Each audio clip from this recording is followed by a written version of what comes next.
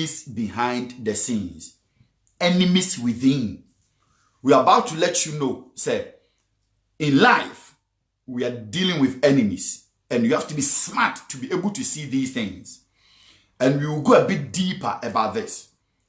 I remember we did a program about frenemies, But let's watch today the enemies that we want to deal with, the enemies within, and we'll be dealing with enemies behind the scenes, and we'll be dealing with pretenders. Pretenders.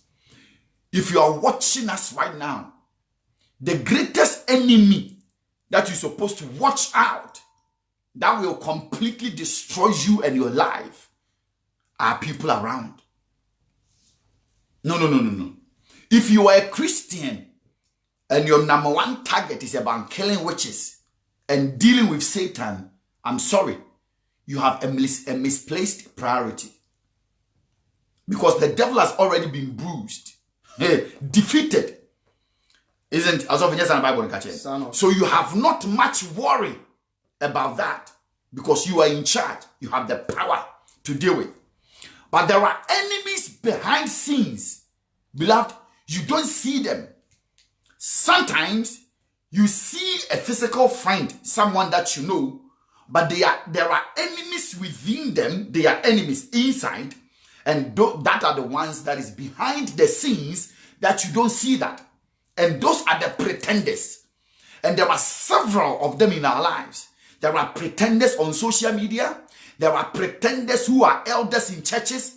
Do you know how many churches that there are some people that they've been to a church that they've called them elders, or they've lifted them, or they've given them the position of eldership, and they have destroyed and let the church collapse.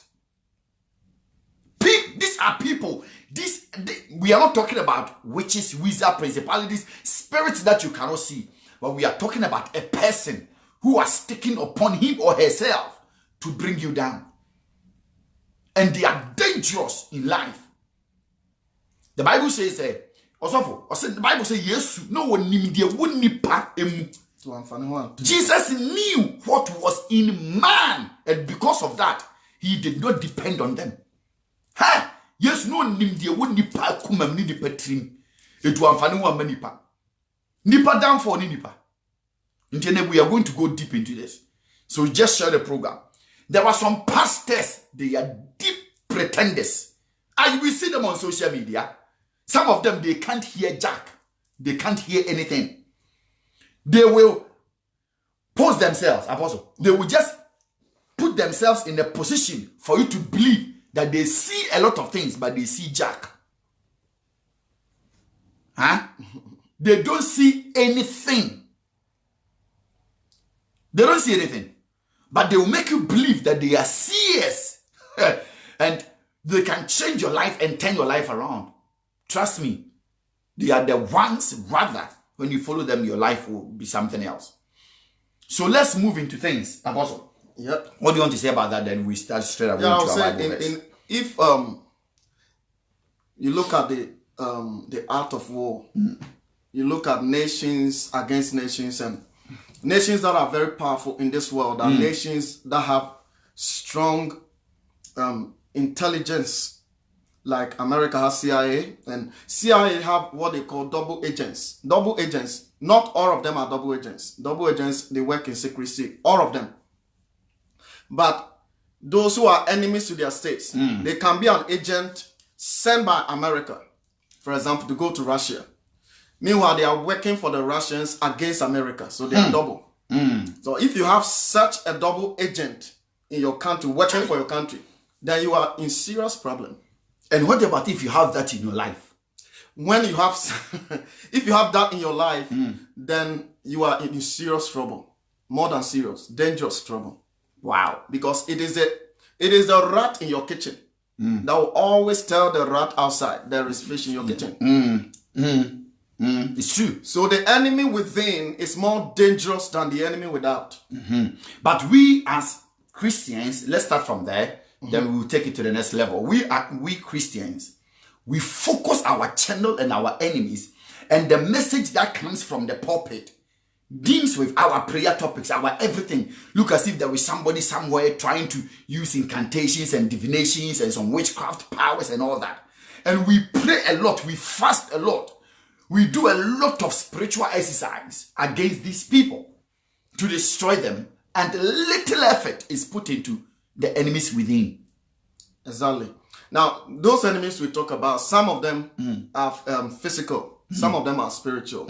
But I think, like you say, most believers focus on spiritual forces that they think are, especially in Africa, we always elevate the status of witches and wizards. And it shows on how we pray, shows on how we are always spending a lot of time, energies, binding demons and destroying their activities.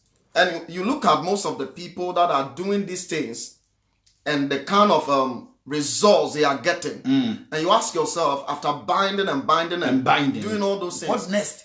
What next? What next? We are not saying don't bind. We are not saying that. But the question is, after that, what next? And you can see that your life is sinking, you are going down, there is no improvement, and there is nothing going on. And you believe that, yet still, there is somebody somewhere that is trying to pull fast on you. But little did you know that there is somebody who is not a spirit, who advises you sometimes, who sometimes do you a lot of good things, yet that person is the reason why you are suffering. And these are the things that we don't pay attention to, see those things. And that's what we want to talk about. Also, let me use mine as an example. Asofo omo asofo. You see, there are some people, that is why on this platform we have maintained, and we are still talking about it.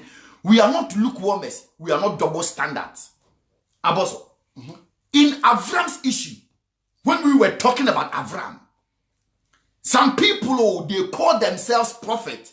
They said we are bloggers. Oh, we don't see anything. Oh, these people, they have nothing to talk about. Now that the thing is hitting them, they are calling other preachers to go and speak against Avram. You see how people can pretend? Now, let me use my life as an example. People, you have to be careful with people that are in your life. Please, that's internet, be steady, because the thing that we want to say today, be steady. People, watch this very carefully. I've known Apostle for a while, and a long while. We are brothers. And you can imagine, we don't talk to each other again. Now the question is, what happened? Everybody wants to know. And if something happens, and you don't see him here, and we don't talk, the question is, what will he do? Like what Avram did to Shubemba. Apostle, let me use mine as an example. Enemies behind the scenes that sometimes you don't know. And this has taught me a great lesson, because I opened my door. Apostle, you know me. I open my door. When I'm with you wholeheartedly. I opened my door to someone. And when I opened my door to the person, like in everything, you invite the person to come, minister and all that. But little did you know that the person even doesn't want your progress. Vampire. Beloved, watch why you can say this is a vampire. The person will come on my platform, make a lot of noise. Try to support this person. And something happened. Beloved, if I am to stand in front of God to answer why, I don't even know. I wake up one day and blocked, bam. I have no clue what happened. And this person, that once upon a time, you call a friend. Once upon a time, you open your door for the person to come into your house. Eat with, ask for gifts, you know. But you've been so nice to the person. You have given your all. Oh, you've done your all. You've emptied yourself to make sure you moving with somebody will flow nicely. And the person gets angry. Beloved, listen to this. The person gets angry. And in the person's anger, wanting to destroy your life. Now, me, I have a principle. There is no way Ajagraja, as he stands, he can be my friend. There is no way Moshe can be my friend because we tread on different paths. When I see him as a human being and I have to do good too, I'll do good to him. But he cannot come into my inner circle unless they agree. Me and him, we don't agree. So I will not call him a friend. I don't know how you understand friend, but he cannot be my friend. He is somebody that I can know, that when I see him, I can talk to him, but he cannot be my friend and sit here with me for something different. Beloved, you understand? So, this person that I'm talking about, go way higher, way wider. Beloved, the person that you've done something to, there are some people, they are ungrateful bastards. And you have to be careful. Bible says it's not those that say, Lord, Lord, that will enter into the kingdom of God. What is Jesus telling us, Apostle? It's not those that will say, Lord, Lord, that will enter into the kingdom of God, but those who do it the will of our Master, the will of God. So you open your door, this person will come in, very nice. Let me bring myself and even get myself involved. That misunderstanding happens. Let me say even it was my fault. Let me accept it. It was my fault. And this, fair enough, this person went to the point of picking oil. Wake up 2 a.m. mentioning my name to curse me to die. Beloved, listen, oh, enemies behind the scenes. You see, this one, he wasn't behind the scenes. Apostle, there was something hidden that sometimes we don't pay attention to those things. The motive behind the motive, we don't pay attention to details. For the fact that somebody can pick an oil, telling you that I will curse you to die, then beloved, you must understand the gravity of what is happening in the person's mind. He was never a friend or a brother. Beloved, you understand? There is no way on earth that I will even stand somewhere and I have been quiet. And even still, I don't know what to push me to say things. People have tried every means for me to talk, but I won't talk. Do you know why? Because at least we've shared a drink together. And for that reason, for whatever happened, I won't say it. But this person is able to move to the next level, painting you black, associating himself, really bringing himself down against his own principles, painting you black to people who dislike you, and he himself dislikes them. He is able to friend people that he dislikes for a common reason to destroy you. Now they have a common enemy. They have a common enemy. Someone, as I said, I have a principle, and that principle is who I am. If you are a false prophet, it doesn't matter.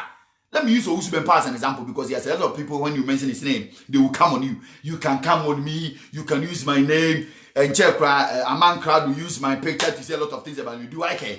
You don't care, me, I don't care. You understand? So that will not stop me from saying or mentioning Ousubempa's name. No, I'm going to Woody. You understand? What even happens to appear? He's even come on Facebook to talk. Beloved, you understand? So there are certain things, it doesn't push people away. It tells the minds of people. So it reveals the character of people. See, when everything is nice, when you are nice with people and everything is okay, how you know that this is a friend is when everything is fine and you are feeding them, you are giving to them, you are blessing them, you are doing everything. They are always there praising you. Apostle Ban says, friend, you remember, isn't it? So, Apostle, let me hit on this. So when we are done, this guy now is able to move with people that he doesn't like. He speaks ill about. He doesn't want to even see them. He's able to reduce himself to that low, all because I want to destroy Prophet Abban. For what? For no reason. No, he has no cause to do that. But you see, sometimes things happen and it reveals what is in the heart of others. And these are the things that we want to talk about, because you have somebody like that the person eats with you, you talk to the person is your friend in your house all the time. As I'm talking to you right now, some of you are reflecting on certain things. That is why we were where we are right now. And the question is, There are some certain people that we open our door to, beloved. They are the devil in disguise, and those are the people that sometimes we don't really get to the place that we have to get in life. Beloved, you understand? So a lot of things will come your way, and most at times we open that door, not knowing. Apostle, me of all people, I lost God. Oh yeah. Because with hindsight, there are certain signs that personally I saw. And if it was to be somebody else, I could have cut it bang. But yet, for some reason, I kept the thing going. I kept it going. You see, there are certain trends. You have to cut it fast before it gets to where it is. And I didn't do that. I said, oh, no, it's a friend. Oh, it's okay, it's a friend. Meanwhile, I've seen signs. Love covers multitude. Oh, yes. Then you'll be quoting scriptures. Love covers multitudes of sins. Oh, it's okay. Oh, it's all right. It's fine. Oh, no, it's okay. Because there were certain things. It was so damning. And yet, what amazes me is that the person wanting me to die. Also, it's serious. Yeah, very serious. That was what wanting you to die. How come? And at the end of the day, he will still pick the Bible to preach. Me, I am scared with these things. Or sometimes we can be so hard on people, but wanting to kill somebody for what? Wishing that this person becomes crippled and you are happy. Thinking that this person must suffer. That's why when I see this Fianga foolish prophet, all they can say is they say, oh, Avram, I want some sickness to hit him. No. I don't want any sickness to hit him. Why? I don't want him to die out of any sickness. I don't want him to die out of any... No, I don't want any accident, nothing to happen to him. Though we don't agree on certain things, I don't wish any evil for him, not at all. But I will expose his fraudulent deeds. But these people, when their heart is not with you, they will go to any length to make sure they will destroy you. These are dangerous people in our community, and sometimes they hide through religious beliefs. Sometimes they hide through friendship, and they'll pretend they are with you, but they are dangerous animals within your life. And if you're not careful, my brother, you will never progress in life. You'll be praying and fasting, taking all kinds of direction, but your problem is the person that is with you all the time in your life journey. And there are certain things, it's a blessing. And when this happened, people were asking me, Apostle, Prophet, what happened? What happened? I said, I don't know. I have no idea what happened. I cannot pinpoint exactly what really happened. And for someone to go to the length, giving information, that is the next point, to people, no. That is not true. Not giving information. Coining it. Exactly. Or creating it. Creating information. Because I'm here with Apostle, I can just call Siapia. I'll just talk to Royal Prince. I say, Royal Prince, hey, do you know Brobbey?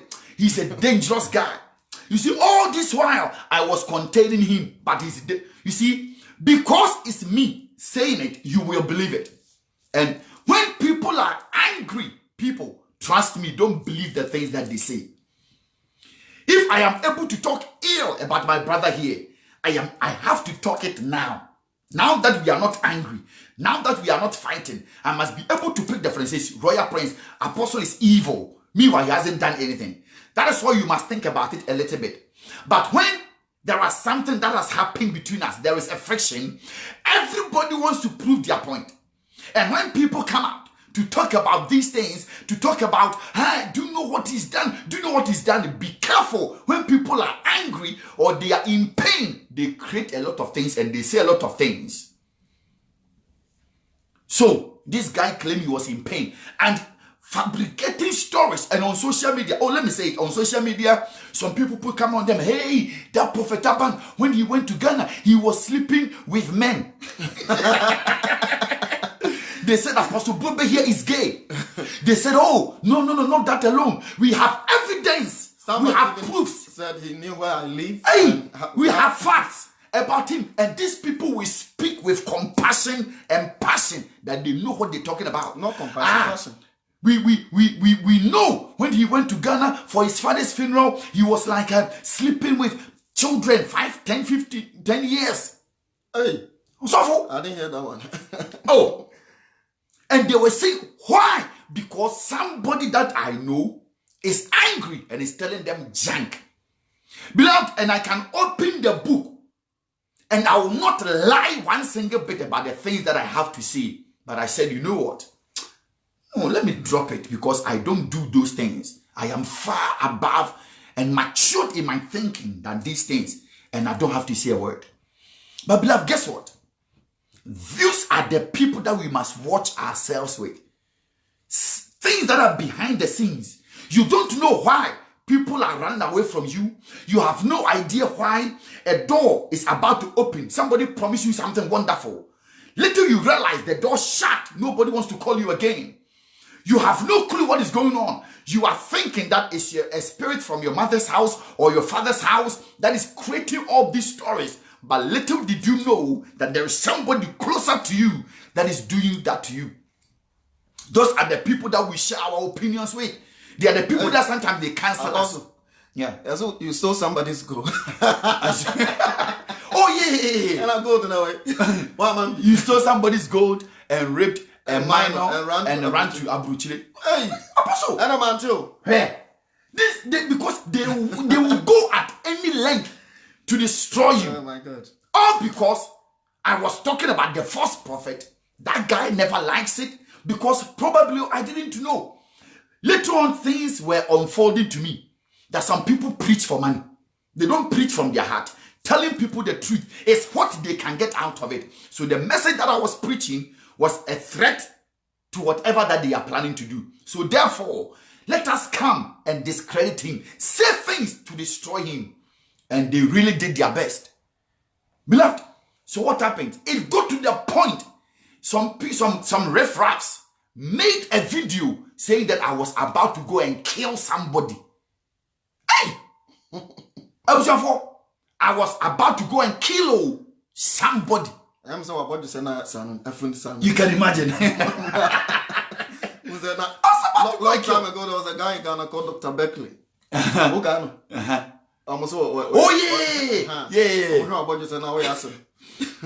Hey, people, you can imagine. Hey, and the way this riffraffs, the way they were talking with passion, evident. Somebody was going to Abban church. I took the money from the guy. Hey, they were able to say, and these are the people, the beloved, they say they hear from God. And these people can lie. They say they are apostles. Those bishops. It confirms that they are false prophets. Beloved, do you know? If you are speaking on behalf of God, how can you lie? Hey, and the same man that used to prophesy. You see, and sometimes I always say to my congregation that I pity the congregants. That's why I pity the CSF members. I pity congregations because apostles, they have no clue what is going on within the church. They have no idea what is happening. Apostle, you understand? Yeah. The church that they are in, they have no clue what is going on. They think they are in church, but they are not. So sometimes I pity the congregation. I pity them because sometimes they will follow something and you sit down and you watch. Blindly. And you are warning them. You are following blindly. This is a danger zone. But they won't listen because they are infatuated by gift or by these azar things. And by the time that they realize things have happened, a lot of people, your marriage have collapsed. Your finances is at everywhere. Things are not happening right in your life. All because me and you, we were not vigilant enough. And sometimes we see the signs, but we overlook it. We ignore it. So they take advantage, come into our life, and by the time that they leave your life, oh my goodness, by the time that they leave, by the time that they go, by the time that they hit on the exit door, my brother, you have to do a lot of work because they are going with information. They are going to assassinate your character. They are going to destroy your life. They are going to paint you black. They will never go quiet to the point that somebody who claims he hears from God, he doesn't know, forgive, Father, for they have sinned. He went on to the point that waking up 2 a.m., bottle of oil, calling my name, wanting to kill me. But was it the fact that when you say forgive, it's as if you have done something to the Apostle, let me say it that way, that I have wronged you. Let me place myself, I have wronged you. What is their forgiveness? No forgiveness. And these are the bunch of evil people in suit. Enemies behind pulpits. Enemies in marriages. Enemies at your workplace. They are evil people everywhere. And these are the people that we call them friends. Some lay hands on our head. Some advises us. Some we eat in the same bowl with. And beloved, guess what? You will never progress. They are the enemies that are sabotaging everything that you are doing. Apostle, Psalm 41 verse 9. Psalm 41 verse 9. It says, even my close friend, my close not friend, just my bosom friend. Yeah. Someone I trusted. Oh, one who shared my bread. Apostle, let me show you. Now, before I trust you, hey.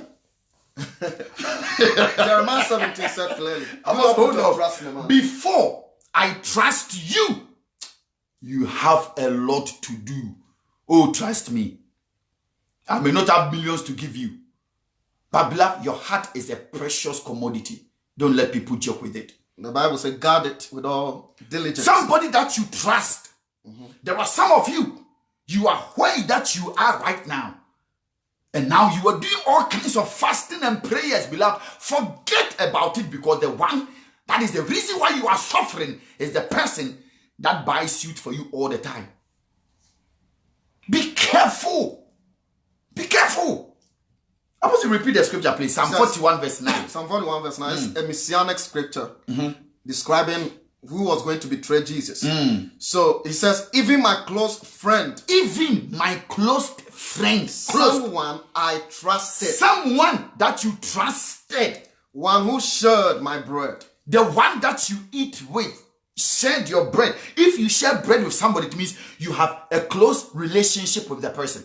Has turned against me. And that person is now turned against you to the point of wanting you die, wanting you disgrace. Beloved, and sometimes it's so scary that when prophets who claimed they are mouthpiece of God can lie to disgrace. Beloved, on this platform, one thing that you can never say about me is I'm lying. No. Me, I don't fear anybody. You cannot do anything to say I don't mention your name. Are you God? Do we worship you? Won't you die like I will die? If you plot for people to kill me, won't you die? So why must I be afraid of you? I respect people from my heart and they know that. But I am not what when you mention somebody's name, that person can just insult you. Insult, forget. It's just that sometimes we just don't want to get ourselves, but for you to insult. No. That won't go anywhere. But some people can lie. So beloved, if you are watching this program, this is just the beginning. Share the program. Because we have one enemy in common, and those are the enemies that are in our lives. They are not spirits, but they are human beings. They are behind the scenes manipulating things that we are about to talk about. They sit quietly. Beloved, look as if they are angels, but they are deadly weapon. They are deadly weapon. I was going to say something, then we go to our first scripture. So I will use this scripture. He said, even my close friends. He describes how close you are to the person. So it's not just any ordinary friend. I'm also wanting. The person want me to die. I heard that one. Want me to die. Die. Wishes that you become crippled or something terrible happens to you. And a woman can go naked 12 midnight mentioning your name, wanting something pronouncing to happen to you. Yeah. All because you said somebody is a false prophet. But that Ojaba is a thief. It doesn't matter. It's a false prophet. Which one? Or you don't know who a false prophet is unless you don't understand what the Bible is saying. And because of that, somebody go way higher. Mention your name, insulting him. Insult doesn't kill. But truth will always prevail. Those that use the name of the Lord in vain Those are the reason why Avram is talking that trash to the body of Christ. And if we are not sorting that issue, people will continue to say all kinds of rubbish to us. A lot of people, the church, we've lost God, and people have come in, and all they want is money. Their target is money. And number two, they want to win souls to hell. And when you rise as a voice of God to speak truth, any prophet who is afraid for truth, who doesn't speak truth, is a compromiser and doesn't speak for God. It's a compromiser. Who are you? What are you afraid? You are afraid to mention somebody's name. That if you mention that person, they will come for you. Who will come for me? That, I repeat, that Ojaba at Obuasi is a con artist, is a con man. He doesn't know God. Because every move, everything that they do is they sit down and calculate, plan to scheme money out of people, and telling me that person is a prophet. And when we mention your name, they have Talibans that will come at you. So we should be quiet. No. They are just backing. They have cursed me several times. So if you have little, if you answer, you ask yourself, they said they've given me 2 weeks. They said they've given me 3 months. No, they gave 6 months. Then they gave 6 months. It tells you they have nothing. They just want to disgrace you. Why? Because the thing is about money. The thing is about money. And they will do anything to protect their pairs. And we will do everything to expose you for the world to know that you are the ones that blaspheme on the name of the Lord. And if I have to mention your name, trust me, I'm not afraid of you.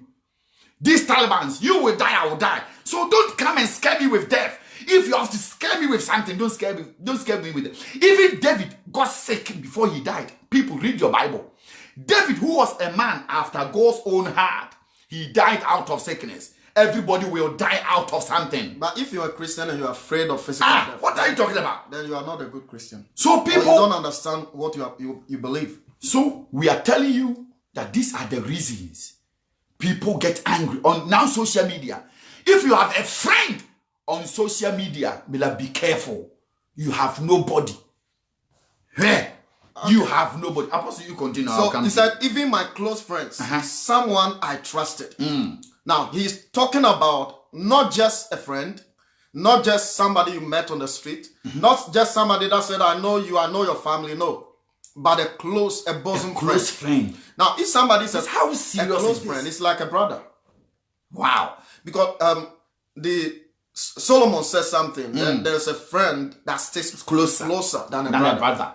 So sometimes friendship can be so deep. The relationship that exists between a friend can be so deep. And he's saying somebody that I trusted. So it wasn't just an ordinary friend, but somebody that he trusted. That means he could trust that person with your life. The most important things of their lives. Yeah. I trust you. So when I'm giving you, I'm opening up to you. I don't have any qualms. I don't have any fears. I'm opening up 100% because of my trust for you. Hallelujah. Now, the thing is, the person that you called a friend, the person that you trusted, did you really check them out before you made that decision? Oh, people, our shares are so down today. No. The shares are down. So please share the program. Share the program.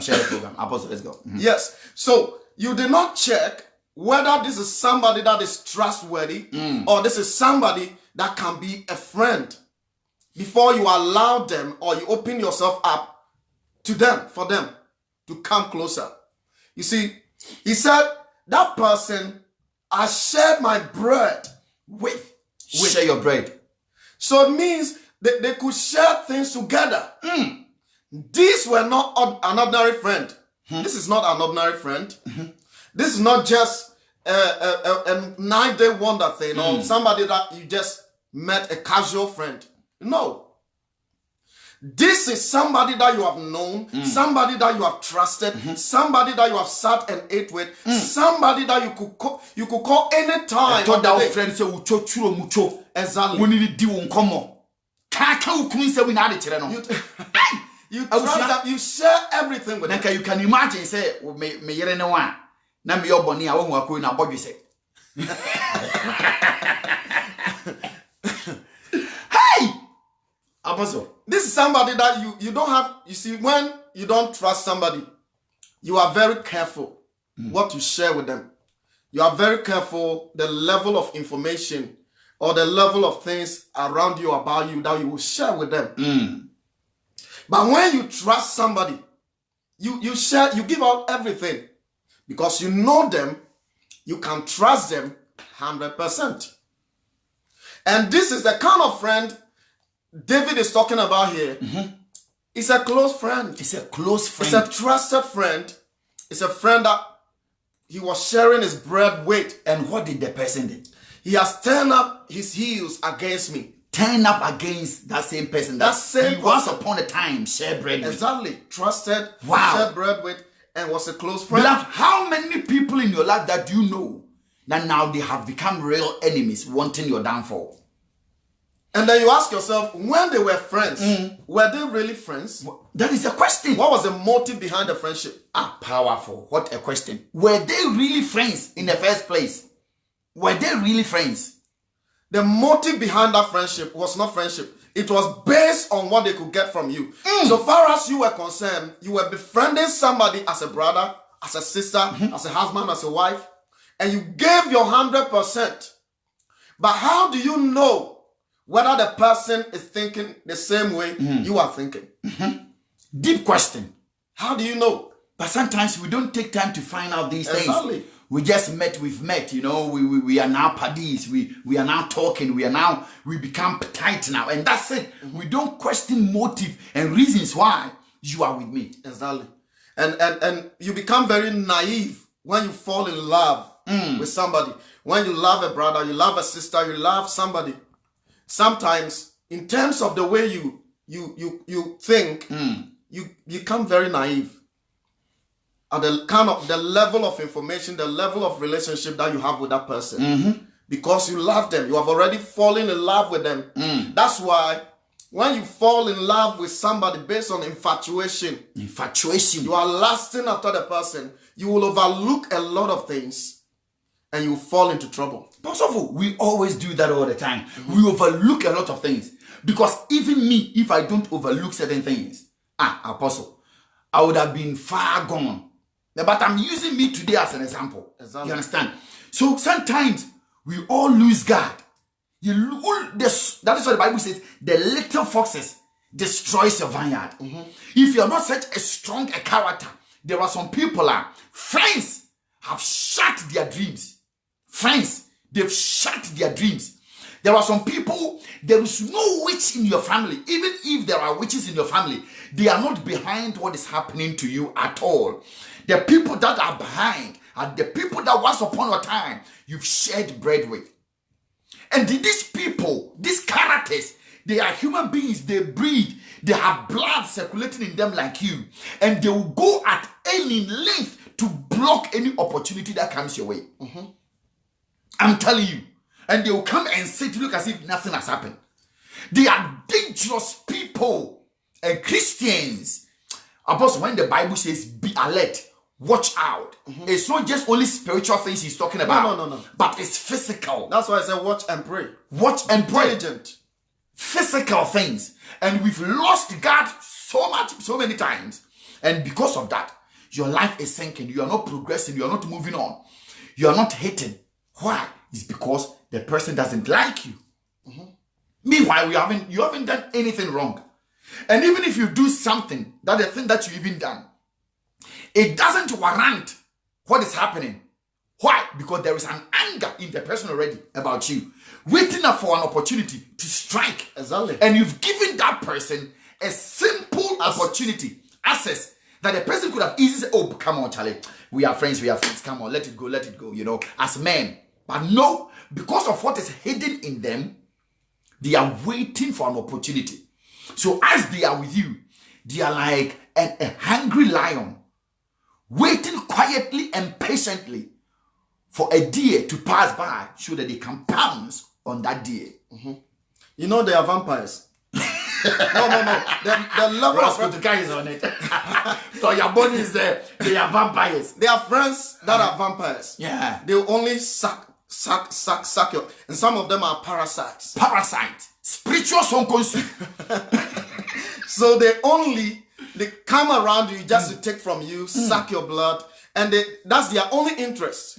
When there is no more blood to suck, then they will reveal their true character. And they are vampires that are befriending you, around you. They come around you until they don't have any more blood to suck. And there are people, because if you have a friend and the friend is a brother, in your mind, you always wishing them going higher and higher and higher. You wishing them going what? No, I hate that part again. You wish for your friend. You wish the best for them. For them. The best. You want them to do well. Wow. The fact that you are not married doesn't mean you don't want them to marry, especially the women. You are praying for them that one day God will bless them and that they will marry.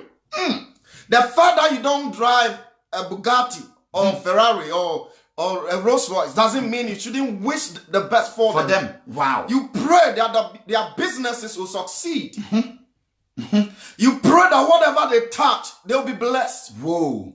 That is someone that they will prosper. That's somebody that wish you well. Wow. No matter what, because they love you genuinely. They are not around you because they want something from you. They want to contribute to your upliftment. Royal Prince, we watch it. Spiritual song calls you. People, why not somro? One, William Somro. I love William Somro. Somro. I'm telling Cramai Hono. Oh, yeah. Your friend bro for One Somro. No, will be one was Somro to one general.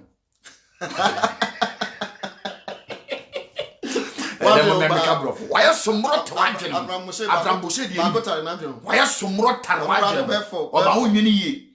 Be a Sebesibia or Tarwajan or Sake. Good things be a baby or careful. Some more spiritual, some more to one general. These are the people that we go to church. Kabaya, fire, die. Because I'm fire over. I'm telling you, holding these, I was watching you. Die, honey. I quit the way. One about fire, no such so die. About fire, no, because on himself die, then you are. We are no call. Let's pray about this. The person takes you. These are enemies behind the scenes. Physical. They pretend that they are with you, but within them, behind the scenes that you cannot see, that you don't know, because you are not omnipotent, you don't know all things. These are the people that we should take time, begin to assess your life. Put everybody that has access to your heart on a scale and begin to weigh them. And as we are about to go 2020, sift them. And those that they don't warrant your attention, leave them, show them the exit door. That's what you should be doing. Apostle, let's read the first scripture about Exodus chapter 1. Let's read from verse 6. Exodus 1, verse 6 to 10. Exodus 1, yeah, from verse 6. The NIV you write it down on the screen. Exodus chapter 1, verse 6. Do you have the NIV UK? Yes. The UK. Not the UK, the NIV. Okay, all right. As beloved, listen to what we are about to share with you. Exodus chapter 1, from verse 6 to 10. Let's hear. It says, now Joseph and his brothers and all that generation died. Now, this is the story that we know. Joseph and his brothers, they were in Egypt. And as in Egypt, Joseph was able to interpret the dreams of Pharaoh. And because of that, he became the next in command on the land. And things were happening. The guy had power. That like the deputy prime minister had power. And Joseph died. And the whole entire generation of Joseph's time, they also died. And what happened? Now listen to the story. But the Israelites were exceedingly fruitful. But the Israelites, now in Egypt, Africa, they are now exceedingly fruitful. Joseph's people, they are now fruitful. Beloved, watch this very carefully. They are fruitful. They multiplied greatly. They multiplied greatly, beloved. Number one, they were fruitful and they multiplied. So now most of them, they become like millionaires, billionaires. They had money. These people are fruitful and they greatly multiplied that the Egyptians were now afraid of their success. Beloved, in life, watch out for yourself. Now we will come back to the apostle. Can you continue? Increased in numbers. Now the multiply here is not increase in number. The multiply has got to do with wealth. And they also increased in number. So they were fruitful, they multiplied, and they also increased in numbers. And became so numerous that the land was filled with them. Abban. Apostle continue, verse 8. Then a new king to whom Joseph meant nothing. Now hold on. This is a key. A new king to whom Joseph meant nothing to him Came to power in Egypt. That person arose and came to power in Egypt. Look, he said to his people. So he called a meeting and he brought his counselors, elders of the land. And he says, you know what? Let us have a meeting. And what did they say? The Israelites have become far too numerous for us. So the Israelites now, they've become too much. Come, we must deal shrewdly with them, or they will become even more numerous. People, every single one of you, write this word. We must deal shrewdly with them. Write this sentence for me. We must deal shrewdly with them. Please, can somebody write that? We must deal shrewdly with them. We must deal shrewdly with them. They now have a meeting. We must deal shrewdly with them. Apostle, Or they will become even more numerous. And if war breaks out, we'll join our enemies, fight against us, and leave the country. So they put slave masters over them to oppress them. Apostle is okay. So now, beloved, watch out. They must deal shrewdly with them. These are behind the scenes things going on here. Apostle, the scripture that you just read. Yes. The Israelites now in Egypt. They've become powerful. They've worked hard. So they are a success. They are living good life. Good living. Let's say in today, let's bring it in today's times. They are riding nice cars. The Rolls Royce, the Bentleys. They have the Range Rovers. They are living large. They have big houses. And now, powerful with cash. Then the Egyptians, let's say the president of the land, call a meeting, a cabinet meeting, and says, hey, people, these are strangers. Yep. They are not natives. They were not born here. And they have much power on our soil. Let us deal shrewdly with them. Hush, I wish you get it. Let us deal shrewdly. Apostle, do you want to read the verse 10 on the Amplified version? Amplified version. It will take you from, I think, 8 to 10 on the on the message. On the message version. Beloved, I want you to hear a message version. A new king came to power in Egypt who didn't know Joseph. Okay. He spoke to his people in alarm. There are way too many of these Israelites for us to handle. Okay. We've got to do something. Let's devise a plan to contain them. Beloved, listen. The translation says that let us deal with them shrewdly. The Message Bible is saying that let us devise a plan to contain them. Let us devise a plan to contain them. We must contain them. We must silence them. So let us devise a plan. So once they had the cabinet meeting, they had an idea. What must we do to make sure we contain these people? So do you know what they did? Let me share that with you quickly. Then Apostle will come in. The Israelites at that time, they trade with gold. They had so much gold. And if you have the gold, you have power. So the Egyptians came with an idea that anyone that wants to buy and sell, do something, trade, they must go for something that they call a scary beetle. Scary beetle. I think so. Or let's say they devise something. Or so let's say come for a coin. So if you have gold, you cannot trade with the gold anymore. So it's like your gold is become useless. So let us go and trade out our gold. Because if you have that coin, it's the same as the gold. because the gold is not in use anymore. It's like a new currency is coming, and they say that bring all the old ones for the new ones. That's what they did. So a lot of the Israelites, with time, 6 months, 1 year, they brought most of their gold to get the coins, get the coins, get the coins, get the coins. When the Egyptians had much gold and they realized that the Israelites, they've lost a lot of gold, they made another decree, and they say that anyone that wants to trade, the coin is not important anymore. You have to come with the gold. So the Israelites went to, let's say, the bank, wanting to trade their coin for a gold. And when they go there, they will tell them that no, it's not in use anymore and we cannot trade it because we will be on a loss. 80, their gold now, their coin now has become useless. They cannot trade it. That is where Israel became poor in Egypt. When you probably been in the day most of them before Egypt. And this tricks you the way one. So they pulled that fast one on them. So when Pharaoh said that we must deal with them shrewdly, intelligently, cunningly, craftily, we must devise a plan, a strategy to make sure we contain these people. Beloved, do you understand that? So one is done. Now Israel is now broke and poor. The people are now is in poverty. Why? Because their gold is gone. Then easily they are losing their businesses. And Egypt was able to suppress them. Because, beloved, watch out. If you have money, nobody can suppress you. People that have money, they have their way through a lot of things. But if you are broke and poor, people can easily ride on you. So in order for the Egyptians to have power on their own soil, they must deal shrewdly with the Israelites. And how did they do it? They cunningly devised a plan of taking their gold away from them.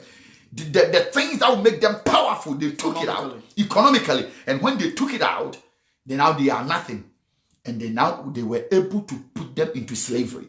And that's how the whole thing started with them. You become bankrupt. You don't have anything. Banks are chasing you. You are in debt right now. And that's what happens, Apostle. And Apostle, what you are saying is quite powerful. Now, this is what is happening in the world today. We are not just talking about enemies of individuals, but we are also talking about enemies of nations. Enemies of nations. Of nations and of families. That whoever controls your money controls you. So if I want to control you, contain you, I must be smart. By that smartness, the book of James says that if you harbor, verse 14, chapter 3, verse 14, but if you harbor bitter envy and selfish ambitions in your hearts, do not boast about it or deny the truth. Such wisdom does not come down from heaven, but it is earthly and unspiritual, demonic. Unspiritual and demonic. For where you have envy and selfish ambition, there you find disorder and every evil practice. So such wisdom that was devised by the Egyptians against the Israelites was devilish and demonic. In a sense, they were rendering them economically powerless. And when you are economically powerless, like Africa is at the moment, World Bank and IMF, for example, are tools that are being used to control our financial systems. And so far as you remain under their control, and you are broke and poor, they will decide how your economy has to be run. People that you should employ and not employ. Because the same thing, Apostle, you said about the Egyptians cunningly using their devilish and demonic mindset to devise a plan to render them economically powerless. That is the same thing that is happening. That is the same thing. Because gold, the whole world, gold is the real money. That's why America will do everything to protect Fort Knox. Fort Knox. What is happening there? That's where their gold is. The gold that powers their economy. That's where it is. You go to the Bank of England. They have a lot of gold. You go to the Federal Reserve of America. They have a lot of gold. Actually, the printing of money, the cash, was just a receipt. Money was a receipt. When you take your gold to the money changers, It was the system that was being run in the churches. Okay. Yes, Or yes, in the yes, synagogues. Yeah. The same system is what the financial systems of the world have used. Okay. To control people economically. And it's quite, what you just said is quite very significant in terms of what is happening in the world today. Apostle, when we bring this into our lives today, right now, like as I said, you have some friends within your camp that they sit and they devise a plan to shame you, and you have no idea about it. That means to contain you. They took some time. They gathered together, conspired. And these people are not people that you are not familiar with. They know you. They know you. That means they know your strength. They know your weakness. So they are going to now take advantage of your weaknesses. Yeah. And use it against you. Because they know you. They were not just your enemies. Some time ago, you used to do business together. You were friends. You have a certain amount of relationship with them. So they know certain things about you. But instead of them using that to promote and advance your cause, they are now going to use it to against contain you, to bring you down. Exactly. Because the devil always will use your weaknesses against you. He will come after you where you are very weak. The area of your weakness is where he will attack. Beloved, do you understand? So the point is, they want to deal with them shrewdly. Play smart on fools. Beloved, it's serious. Just like Avram Moshe. That is the same thing Avram is doing to the CSF. But we will come to that on Monday. Really? CSF alone. To a lot of things are happening within churches. People, these are wicked, shrewd. We will come to that. So they sit and they devised a plan. And they say, let us deal with these people intelligently. So beloved, listen. They will come smile with you. They will come talk nice with you. Yes. They will even pray with you. Some can be preachers, lay hands on you, prophesy to you. But beloved, guess what? In their meeting, you know what is happening. There are some of you, like let me use BK Uson as an example. If we tell you, for example, Bafo is the one behind what is happening to you, you will never believe it. Because some of you, you believe people so much because of what they've shown you. But meanwhile, behind the scenes, they are the one orchestrating your downfall. There are some people, some women, no matter the amount of prayer, if care is not taken, they will never get married. Oh, yes, Apostle. Opa, sometimes Bompire Grawama. You will never get married because the one that is containing you, making sure that you remain single, is the person that you are with. Unless separation happens, you will never progress. Anybody that you separate and they are able to go at any length to bring you down, question that relationship. It doesn't matter how long it is. Apostle, how will you know they are going on that level to bring you down? Apostle, number one, if I use myself as an example, you see signs. Sometimes, Apostle, we should pay attention to details. You see certain things and your mind begins to talk to you. Your inner self begins to question it. This person that I am with, what is happening? Then you just easily overlook it and say, it's okay, it's all right, it's okay, it's all right. By the time that you realize something hit you bang right at the back. And this person has been with you ages. Apostle, they know your strength, as you say, they know your weaknesses. They know where to press. They know what to do. They know the things to break you down. And the motive is to contain you where that you are, and you will never progress. And that is the whole thing, Apostle. So when it happens like that, boom, something happens. And you know our people, they don't check anything. And things begin to spread like fire and everywhere. By the time you realize, if you are not strong, if you are not powerful mentally, if you are not able to pray, stand on your grounds, be strong. By the time you realize, it has pierced your heart that you can't even do anything anymore. And this is how businesses collapse. This is how nations collapse. Apostle, this is how gifts are destroyed. Walls break out. Gifts are destroyed. This is how people destroy you. And you see, that's why always I say to my church people, I say, you know what will destroy you more are things that are closer to you. Enemies, me, I can't see any which. People say they will kill me. They said they're giving me 6 months. There is jack you can do. Why? Because the one that is in me is more greater and powerful than the one that is in the world. I have never in my life concentrated on the devil before. Because the devil cannot do me anything. So that one I know I am here highly secured because of Christ that is in me. I am highly protected. But what I don't know much, and God has given that one to me, for me to be able to live on this earth, is I need intelligence to be able to make sound decisions. To discern. To discern, to know what is happening.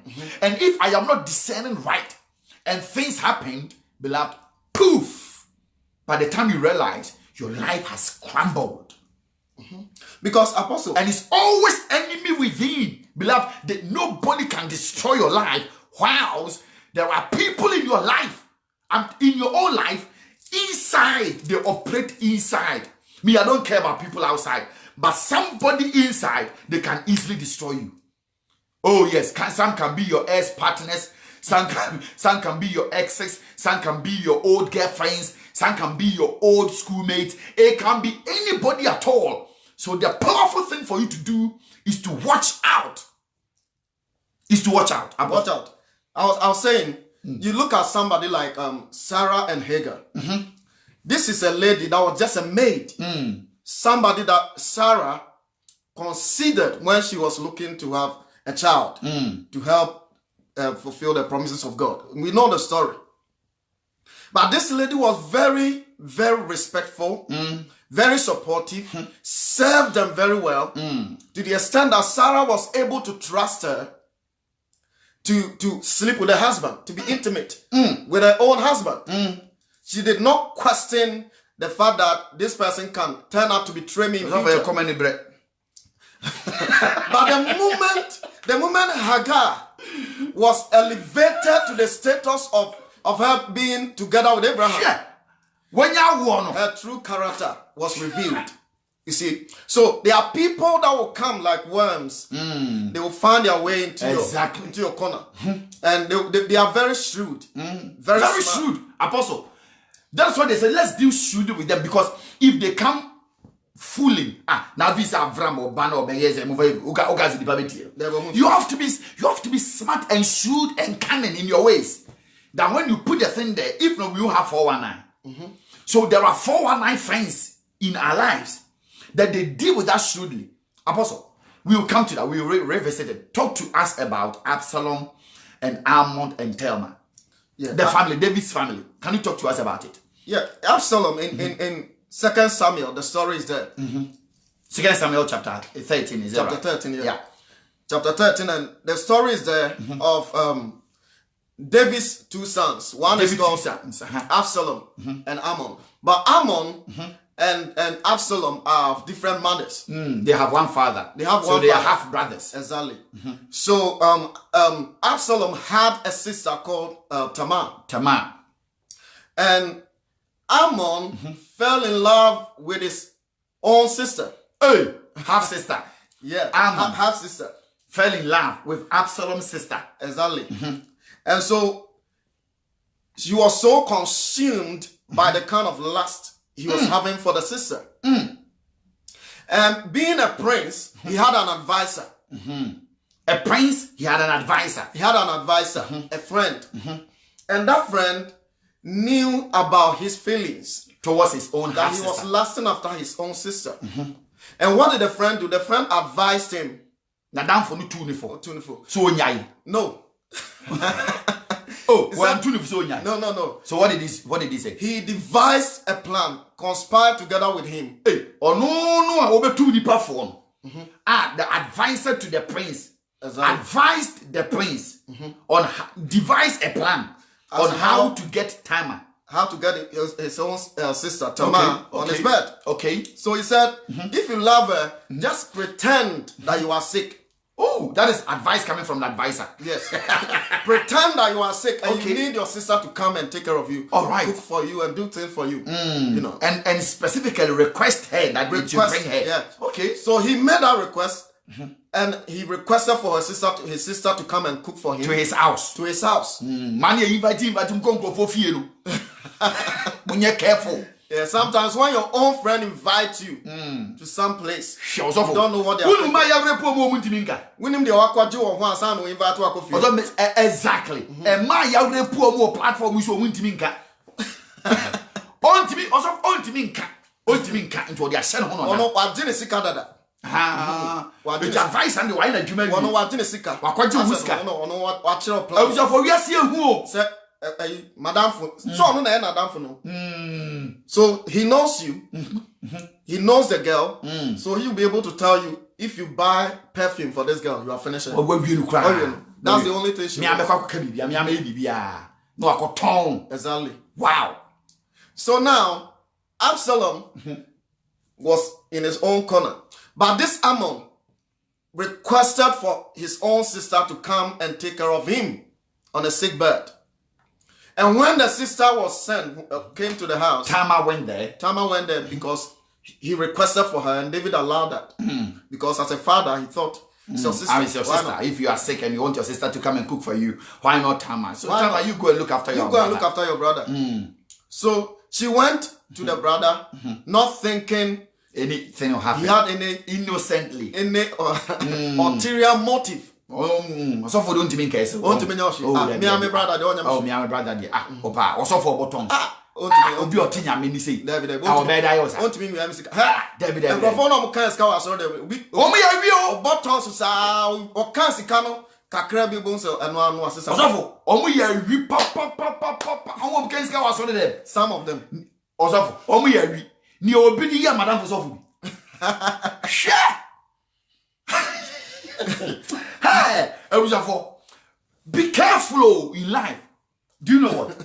A friend of mine having a church, apostle. Omi aso you no kind of friends kaya. Skay ntimi nko animo.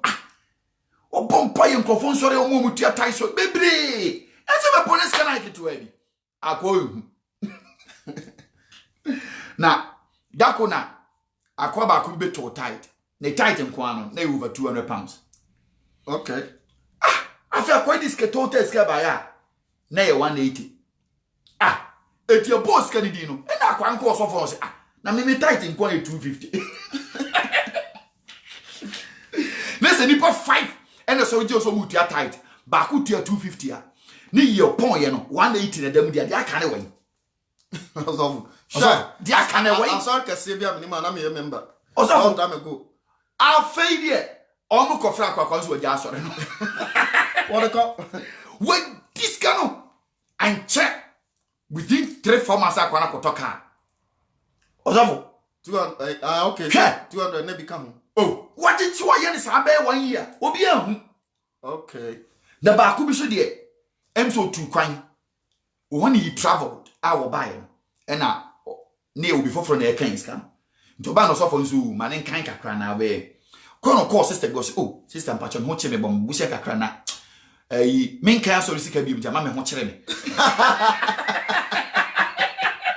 I don't cast Garnier Janica. And I know what Janoka. Slip of tongue. Or the main castle is a cabu, she said, what children into the Bombusiana, me fries them a can bet you. Best solution for any part 3. Keep on changing them. So, also, these are enemies behind the scenes, and so back. Or no people things we on your spiritual, we on your home or your fear before the things that are going on in our lives. Apostle fire them now come to that about Tema issue. I'm very interested. So Ammon was advised by the friend Jonadab. Jonadab also was related somehow, but the Bible said he was streetwise. He was very subtle, wise man. So the kind of advice he gave Ammon, yes, was invite the sister, as we have said. He invited pretend that you are sick. Pretend that you are sick and invite her to come. That's right. Take care of you. So he did that, invited Tamar to come. And when she came, then Ammon forced her and raped her. Hey! Miss Ammon. When he was doing it, Tamar said, please don't do it. You can Stop do it the right way. If you want to marry me, that time it was allowed. You could marry your husband. In those days. So he said, you can go about it the right way. The guy did not listen. Don't bring shame and reproach on me. He forced his own sister and raped her. Oh. Now, when that happened, immediately he said, get out of my house. After raping her on top of that, he said, get out. Whoa. And this was a virgin. You raped her and chased her out of the house. He said, don't do this. What you're doing will bring reproach. Shame. And shame to me. He didn't care. Wow. Now remember, Tamar was a sister to Absalom. So Absalom heard the story, knew what his own brother has done to the sister. The Bible said he did not say anything. Eti Abra, ebunyafo mienu, half brothers and a sister. Tamar, ne brother, and Absalom, if you one mother and one father. And Ammon so for only just one father. Eti Abra, Ammon, repu Tamar we and a Tamar kobo ne brother, Absalom amane. Said the only idea yemini. Now what did Absalom did? Absalom kept everything. He didn't alter a word. You see, when you are connected with somebody, when you are friends with somebody, and sometimes they don't talk, you don't know what they are thinking. So when Tamar went and reported the incident to Absalom, Absalom didn't say anything. No, he kept quiet. Okay. He didn't say anything good or bad. Okay. So nobody knew what he was thinking. And he left it for 2 years. 2 years? 2 years. He left the incident for 2 years. And what happened? That's how far people can go. They can harbor bitterness and anger in their hearts and sustain it for some time. 2 years? 2 years. Also, I'm interested. So what happened? And after the 2 years, yes, he planned a party. Bila, remember we are talking about enemies behind the scenes, pretenders. So we ask ourselves, Apostle, within the 2 years, how was he relating to Ammon? Ammon. Hello. And his own father. Yeah. Hey, bro. Next time. Oh, nyamia. Hey, he did not say, brother, what you did, I'm annoyed, and rebuked him or did anything or reported him. He didn't do that. Exactly. But he kept quiet. He kept quiet and harbored that bitterness and anger. In other words, his heart became a repository of bitterness, anger, and hatred. For 2 years. Wow. That is how far some people around you can go. You ask yourself, if he doesn't love me, he wouldn't be with me for this long. Yeah. Jai. You don't know the motive of a man. The ulterior motive.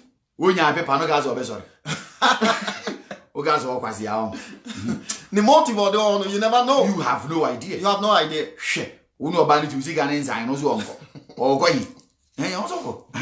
So that's why 84-year-old can marry a 24-year-old. You can imagine. The motive is money. And we can say 84 years, you look beautiful. Where beauty better? Honestly, you look handsome. Cougar. Abrewapa. As you look beautiful. Where beauty be anyone? Where beauty in a chum. And some beauty. Oh, lots of young Canadian, the main fire. So after 2 years, yeah. Absalom, having that bitterness and hatred towards his brother, he devised a plan. He wanted to kill him in the full glare of everybody. So he planned a party, invited everybody in the royal family. You finished the story. Even his own father. He invited the father. The father said, "No, I won't come. I will not be able to come back.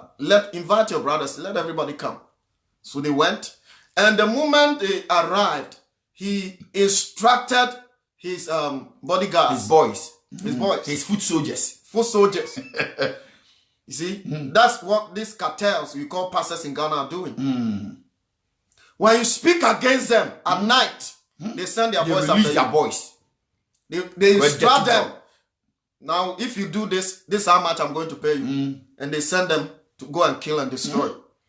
So he said, when this guy is fully drunk, give him some. Let him enjoy his life. While he's enjoying, just strike him and kill him. Also, finish it. And so they did. They killed Absalom After he was drunk and everything, enjoying his life in that place, they killed him. Wow. Also, so now, let's look into the story again of people. So, Ammon raped Tamar. And in that, yeah, Jonadab. A lot of people have friends that are the Jonadab. So you see, be careful with the friends that you are with. The things that they say to your ears. Obi obeba beka nsema kirawo saa he wonim hwe ama wonim nya wonye nso nhia nada wonim ni ba bia be careful ye nkrofo no ye ganafo ni mu bi ye pesadodo what you see asemasi hey have you heard that this person hey they say okay yes why they say almost say so, you see, and people go by that information. Now, and after hearing that diabolic advice, he too, he accepted. Ammon the prince accepted. And guess what? He invited his own sister. So the sister came in and eventually he raped her. Yeah. Bad thing happening. But when Absalom heard the thing, according to what Apostle said, he kept quiet, never uttered a word. So when they are in family meetings, when they are eating, he will pretend, look as if all is okay. I mean, when you're repugnant, and it took Absalom 2 years for revenge, and he revenged the time. Nani near Ammon and Nina Hoso, oh, who you say something can happen. Ammon thinks, say, Absalom has forgotten it. 2 years is long enough. 2 years is very long enough. Thinking, say, the panure fit. Mo would the idea appear? Also for appear, biblical. For yourself for the mean to mean, biblical, man would the idea no. Oh, okay, come on, one seminal. Huh? Wasn't it? What would the mama ask you to come?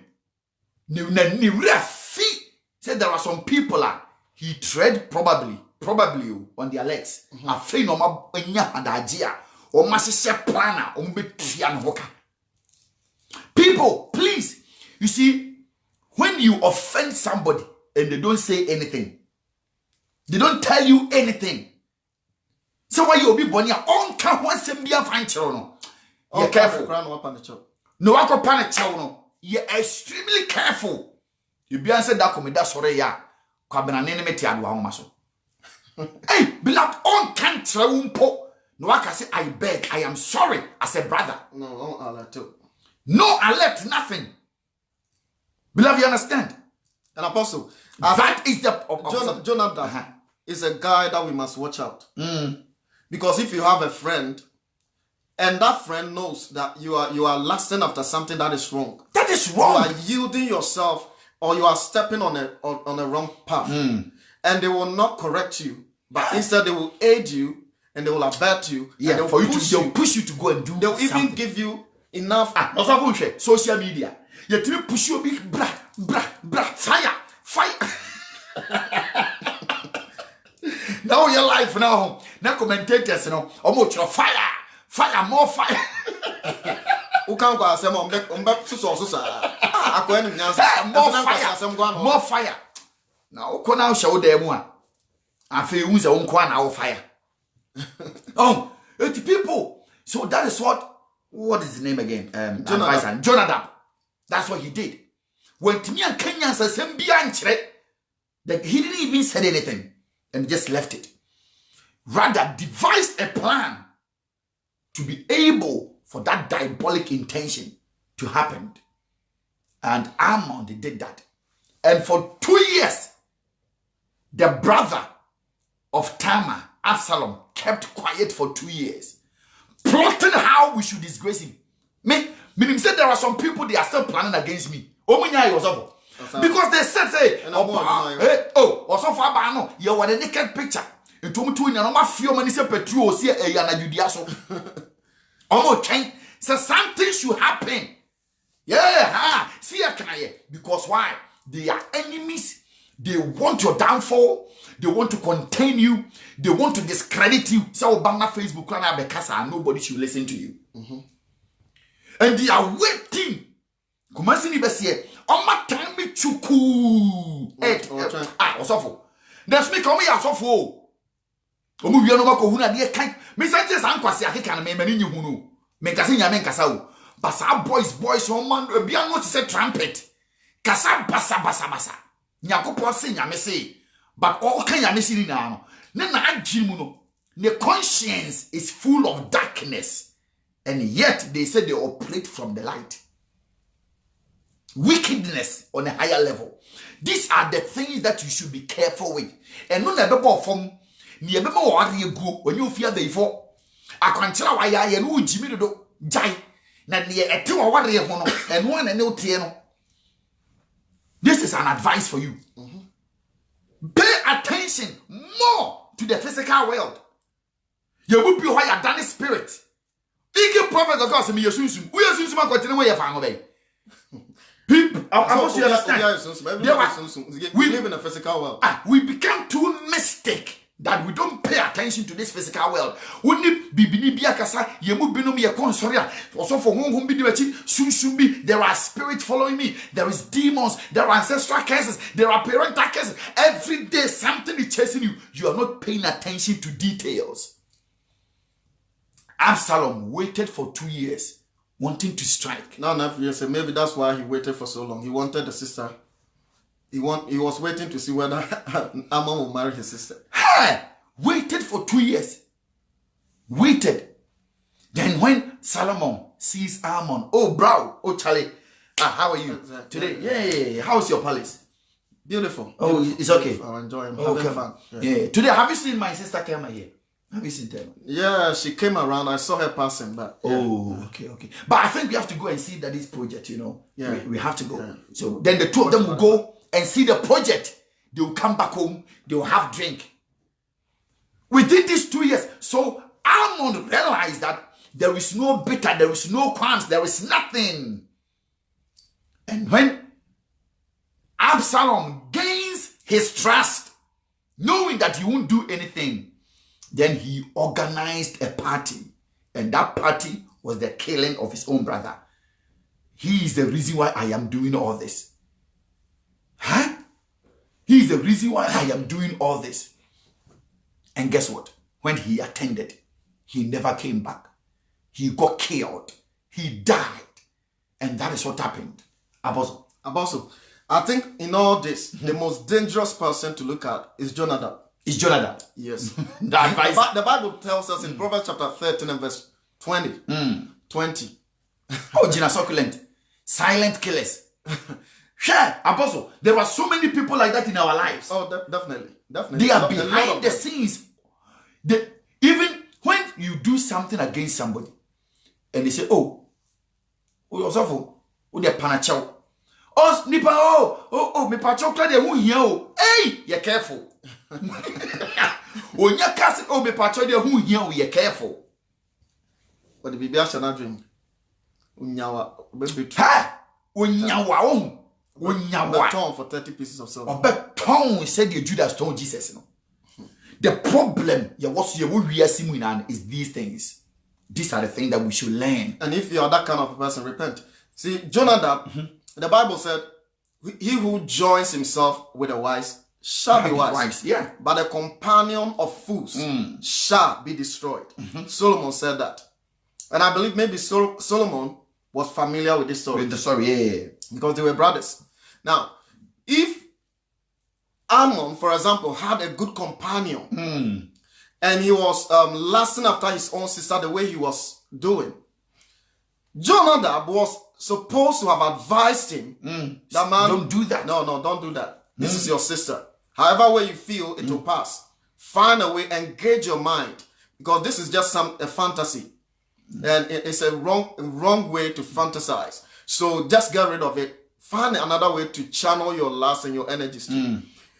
But Jonadab was that kind of a friend. He was the one that devised the plan. Exactly. Devised a plan. Hey! That in the end, the Bible said a companion of fools shall be destroyed. So he wasn't destroyed. Jonadab wasn't destroyed. No. But because Ammon was a companion to him. So we appear piawana ukwana kwaya. Ona abeje ni kwase. Akwana o advice no on the wada. Oh, oko. Wada kra wajojo no. Oko. Ade bechi na wo hu nsem bebre. Obusanfo.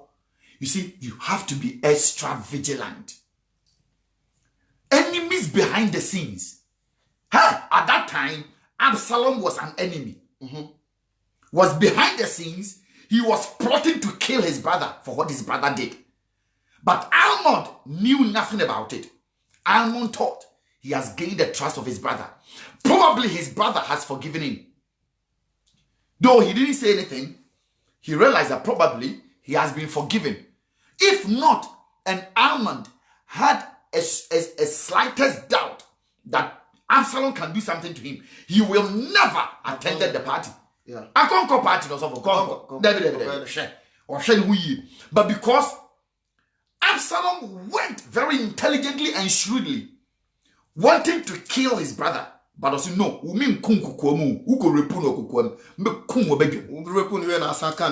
yes. Welcome, sister. Beloved, so you understand. So these are the things that happens in our lives.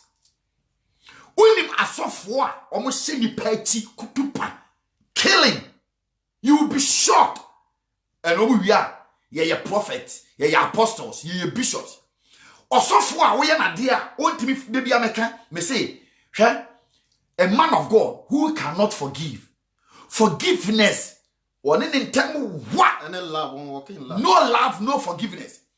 When you wrong them, let me even say it, or even at best, when they don't even agree with you, their intentions are very diabolic, very evil, wanting to kill and to destroy you. Plan.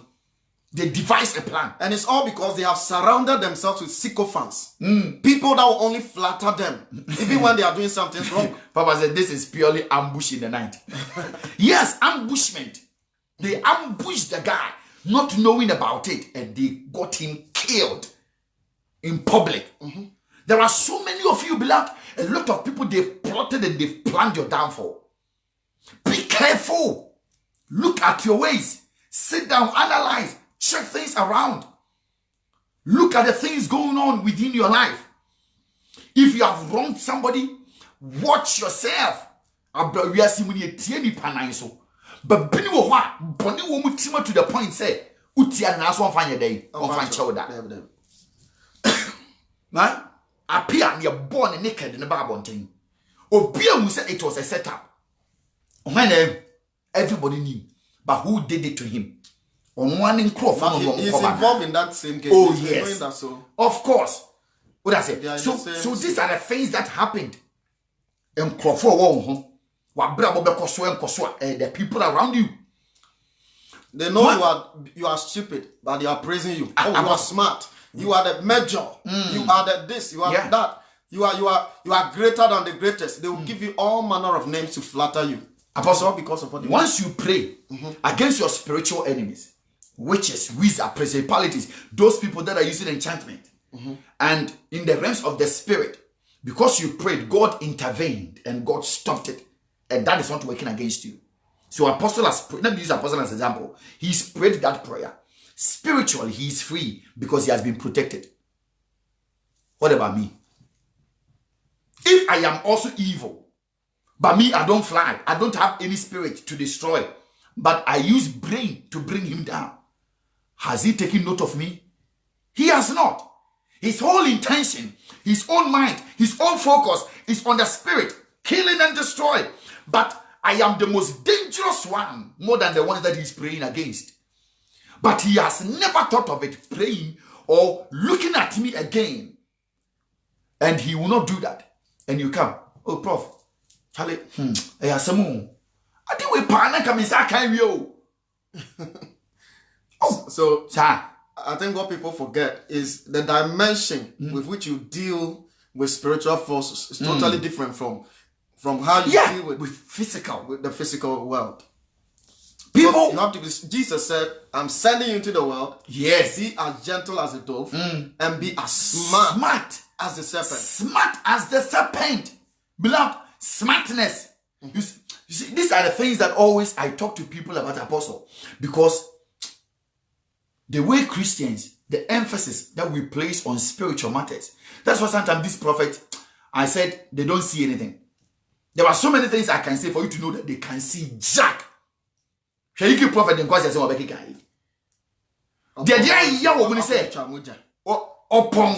Standing in front of the pulpit, and I said, Nyakupon on Frank Kwasiafu, hey Nyamion. So Ukuro Hine Crown Frewa Nyamene Befro. Ukuro Hine Crown Frewa Nyamene Befro. One wafre me wo Jimmy. Now before so there, you move binu heart. We don't look beyond certain things. Now we be preach you media one the senior friend Jan on ye the oye. Now nobody could be too close for ye. There be ube too close for some ye. Ube too close for scammers or utu for sazo ye. Just scammers from some scanning. Observe what you say. Upon what be you chow home? Kwakubu in Samunti, Kwasiasema be or puppet so. We are seeing me. The Holy One of Israel. We downplay him. Also, I can't 2020. Kwasiaki Kawi. Huh?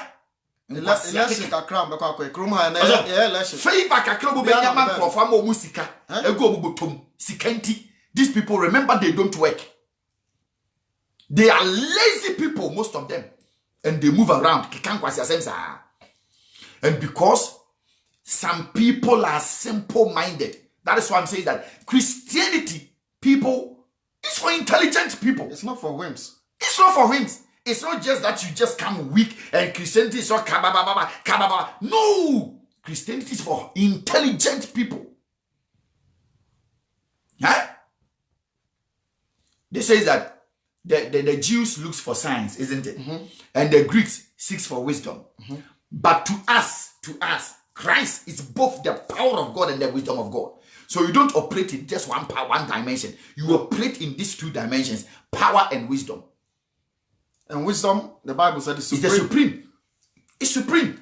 So what we are telling you today is that, blood, we are in December 2019, 2020. Look into your life. Right from January. Look into you will see no demon in your life, but you see people that have become spiritual blockade in your own life. You will see people, friends, people that you've come across. They are the reason why you are not excelling. They are the reason why people have given you bad names. One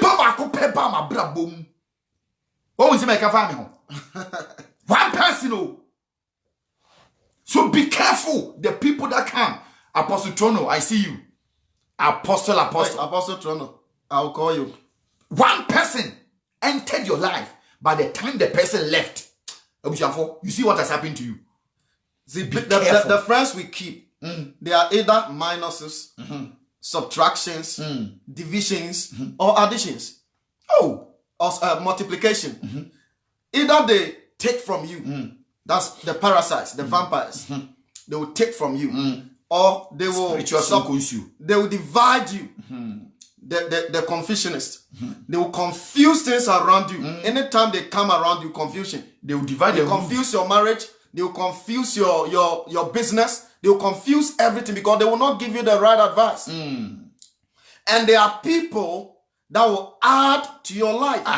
They add value to your life. Apostle, they are few. They are few. And those are the ones that when they come into your life. And those that multiply you. Hey, they are very rare to find. They are gem. Rare to find. Look for those that will add something to your life. To your life. Value. It's not about money.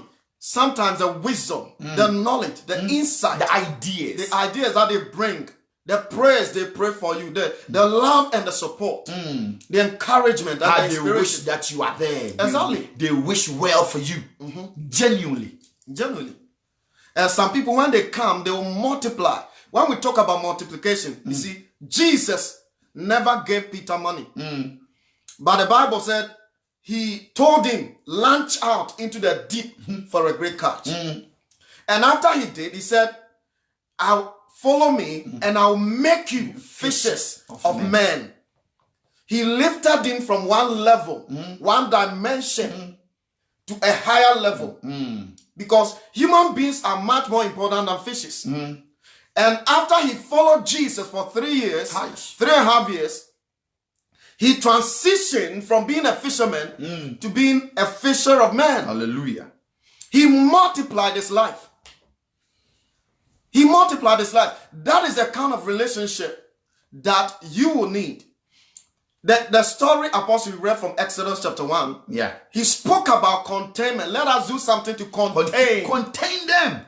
You see, some people come around you to contain you, to confine you, to imprison you, to enslave you. Apostle hit it again. They come into your life to contain you. To contain you. To imprison you. So your life is under siege for no reason. It's like, apart from them, you cannot have any other friend. Any good life.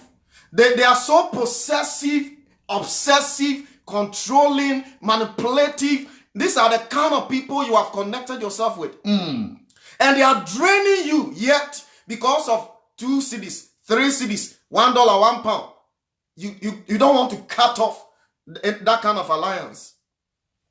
He said, let us devise a plan to contain them. And the purpose for that containment was so that your life will be hampered. Your visions will be stifled. You'll be stagnated in one place, one position in life. Everything will be stagnant around you. Evil. That is an evil person that you have connected yourself with. And if you don't break that kind of connection or alliance, you will never see progress. You think some witch or some demon somewhere is doing it. But no, if a witch or a demon is doing it, then he's working behind the scenes to use that person against you. And you must look at it and be smart. Apostle, now, before we come back to that again, let's go again let's look into Samson and Delilah. Good one. Samson and Delilah. Yes. Beloved, we are telling you enemies behind the scenes. Samson and Delilah. Apostle, you want to talk to us a little bit about Samson and Delilah? What happened? Then we all know the story. We know the story. But let's in the book of learn Judges. exactly. Let's learn something from Samson and Delilah. Their story. We know Samson was strong man, a Nazarite. Yeah. He was born with a purpose. In the Bible, we have few people that were chosen to fulfill a specific purpose. And Samson was one of them. We have John the Baptist, we have Samuel, we have Samson and others who were Nazarites. So they were consecrated, anointed and ordained to fulfill a specific purpose. Yeah, narcissist. I like that one. So those, Samson, throughout his birth, they told the parents what he could eat or not eat, the things he must do. Apostle, hit straight on the nail for me. Exactly. And so Samson he grew up a mighty man, conquering kingdoms, conquering the enemies of Israel, the nations of the world. And nobody knew, powerful man. Nobody knew the source of his strength. The source of his strength. And the enemies of Samson, they knew that the only way we can bring this guy down is to identify his strength. Get to find out. Let's find out the source of his strength. And then if we are able to cut off from the source, see, that's where also, when somebody is attacked you for the wrong reasons, they will attack the source of your strength. The source of your strength. Because if they're able to do that, they will weaken you. Yeah. And make you vulnerable and susceptible to any attack. Of course, Osofo. When someone attacks you, that's what they do. Yes. They try to render you powerless. They try to shame you, demote you. You see, and when people see your face, things will begin to ring in their minds. And you don't deserve any good thing from them. That's what they do. Somebody said if you are engaged in battle, knowing your enemy is half of the battle won. So when you know your enemy, their strength, their weaknesses, you have won the battle. Half of it is won. So now they brought a lady called Delilah. They realized Delilah is a powerful character in my life. Apostle, I think you should talk about Delilah a bit. But they brought Delilah. just because they wanted to figure out his weakness. His weaknesses. So they plot somebody into his life to make sure that this is the person that we can rely on so that we can bring this person down. Exactly. So there were some people in our lives, they look like well-wishers. They look like, oh, we like Apostle Brobbey. Hey, we are the fans of Apostle Brobbey. Yeah, can food do afro, yeah, can for chacha. Yeah, can food do afro, no, yeah, can for chacha. You're careful. You're careful. These are the lessons that we can learn. So these people realize that we need something. So let's plot somebody into his life. And who do they get? Delilah. Because they realize that Samson is after this person. So if we can find a way to get into Samson, we can destroy Samson. So the first thing, Samson gave a riddle, isn't it? Yep. The one that can explain the riddle, this is what I will do. The people couldn't explain it. What happened? They used Delilah. And Delilah asked Samson. Samson told him the meaning of the riddle. And Delilah went and told the people. So when the time came and Samson asked the meaning of the riddle, the people just said it. And he realized that it was Delilah that has given them the information. Samson didn't cut Delilah off. After realizing it, he still allowed Delilah into his life. It cost him a lot. There are some people we find it difficult when we see enemies around us. Even though you know they are disloyal. You know they are disloyal. They are wicked men and women. Very difficult. You see, Delilah plotted the whole thing, told the people. There are people in our lives. They always pick information from you and they sell it to your enemies. You go to church. You are praying, capo, say this after me. In the name of Jesus. In the name of Jesus. Any enemy, by force, by fire, by force. Huh? And you are praying that prayer with somebody that is beside you, and the person is the reason why you are suffering. After that, the person will pick the information, go and sell it to your enemies. Always your enemies, people who don't like you, they have advantage and upper hand in your life. People, they don't like you, but they have advantage and upper hand in your life. You look as if the things that you do, they already know what is going to happen. And sometimes it's like you are wondering what is happening. You don't take time to find out what is going on. What is happening? The people around you. And always you are sinking down. Any opportunity that comes your way, they block it. Something happens to it. And you are blaming the devil in your father's house. You are blaming the witches in your mother's house. They are telling you it's altars and traditional curses, ancestral curses. That is the reason why you are not prospering. Little did you know that there are people that they breathe. They have eyes. They have hair. They are human beings in your life who are destroying you like that. They are human beings. But you did not pay because your mind is not there. You're always looking for spiritual enemies wanting to destroy them. People, you understand? So Delilah used it. Powerful lady. For the first time. For the second time, they wanted to know the source of his power. Samson again told Delilah. Now let me tell you something. One thing about Delilah. Samson is so strong and so powerful. Physics. But the brain is not that powerful as his strength. Think of it. And people who are smart and they are shrewd in life, they will always prevail and tread upon people who have the physiques. When it's election time, which are the people that go and do evil things? They are people with their small brains.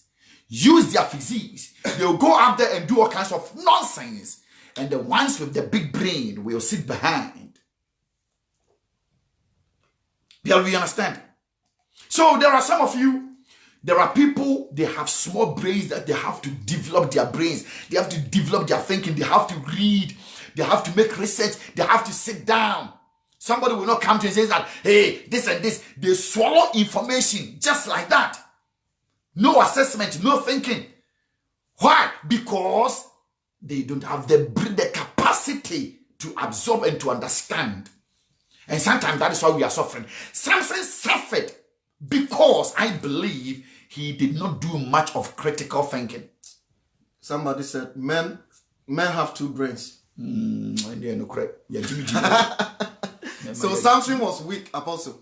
And when the enemy is after you, he will use your weakness against you. Apostle, do you know what Delilah did? Delilah was able to command Samson and put Samson on her lap. Hey, oba timi di wuti na koma so what the wuti to ne nice one. We you.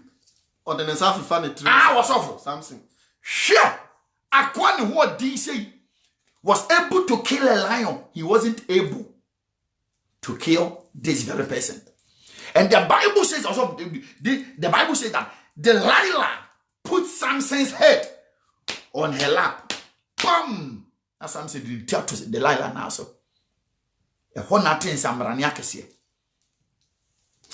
Samson, na who didn't know who ban who. Oh, no, I do not Jimmy Abba. Jimmy Abba.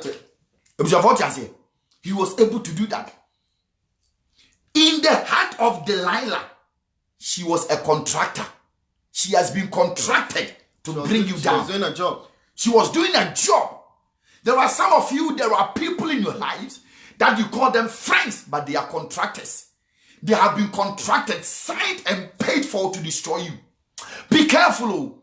There are people, I always say, they preach to you, but they are contractors. Apostle. Delilah was strong. Delilah is a very powerful character. Influential. Very powerful. Very influential woman. Very powerful. Women are generally influential. Especially the beautiful ones. Beautiful be over Jimmy.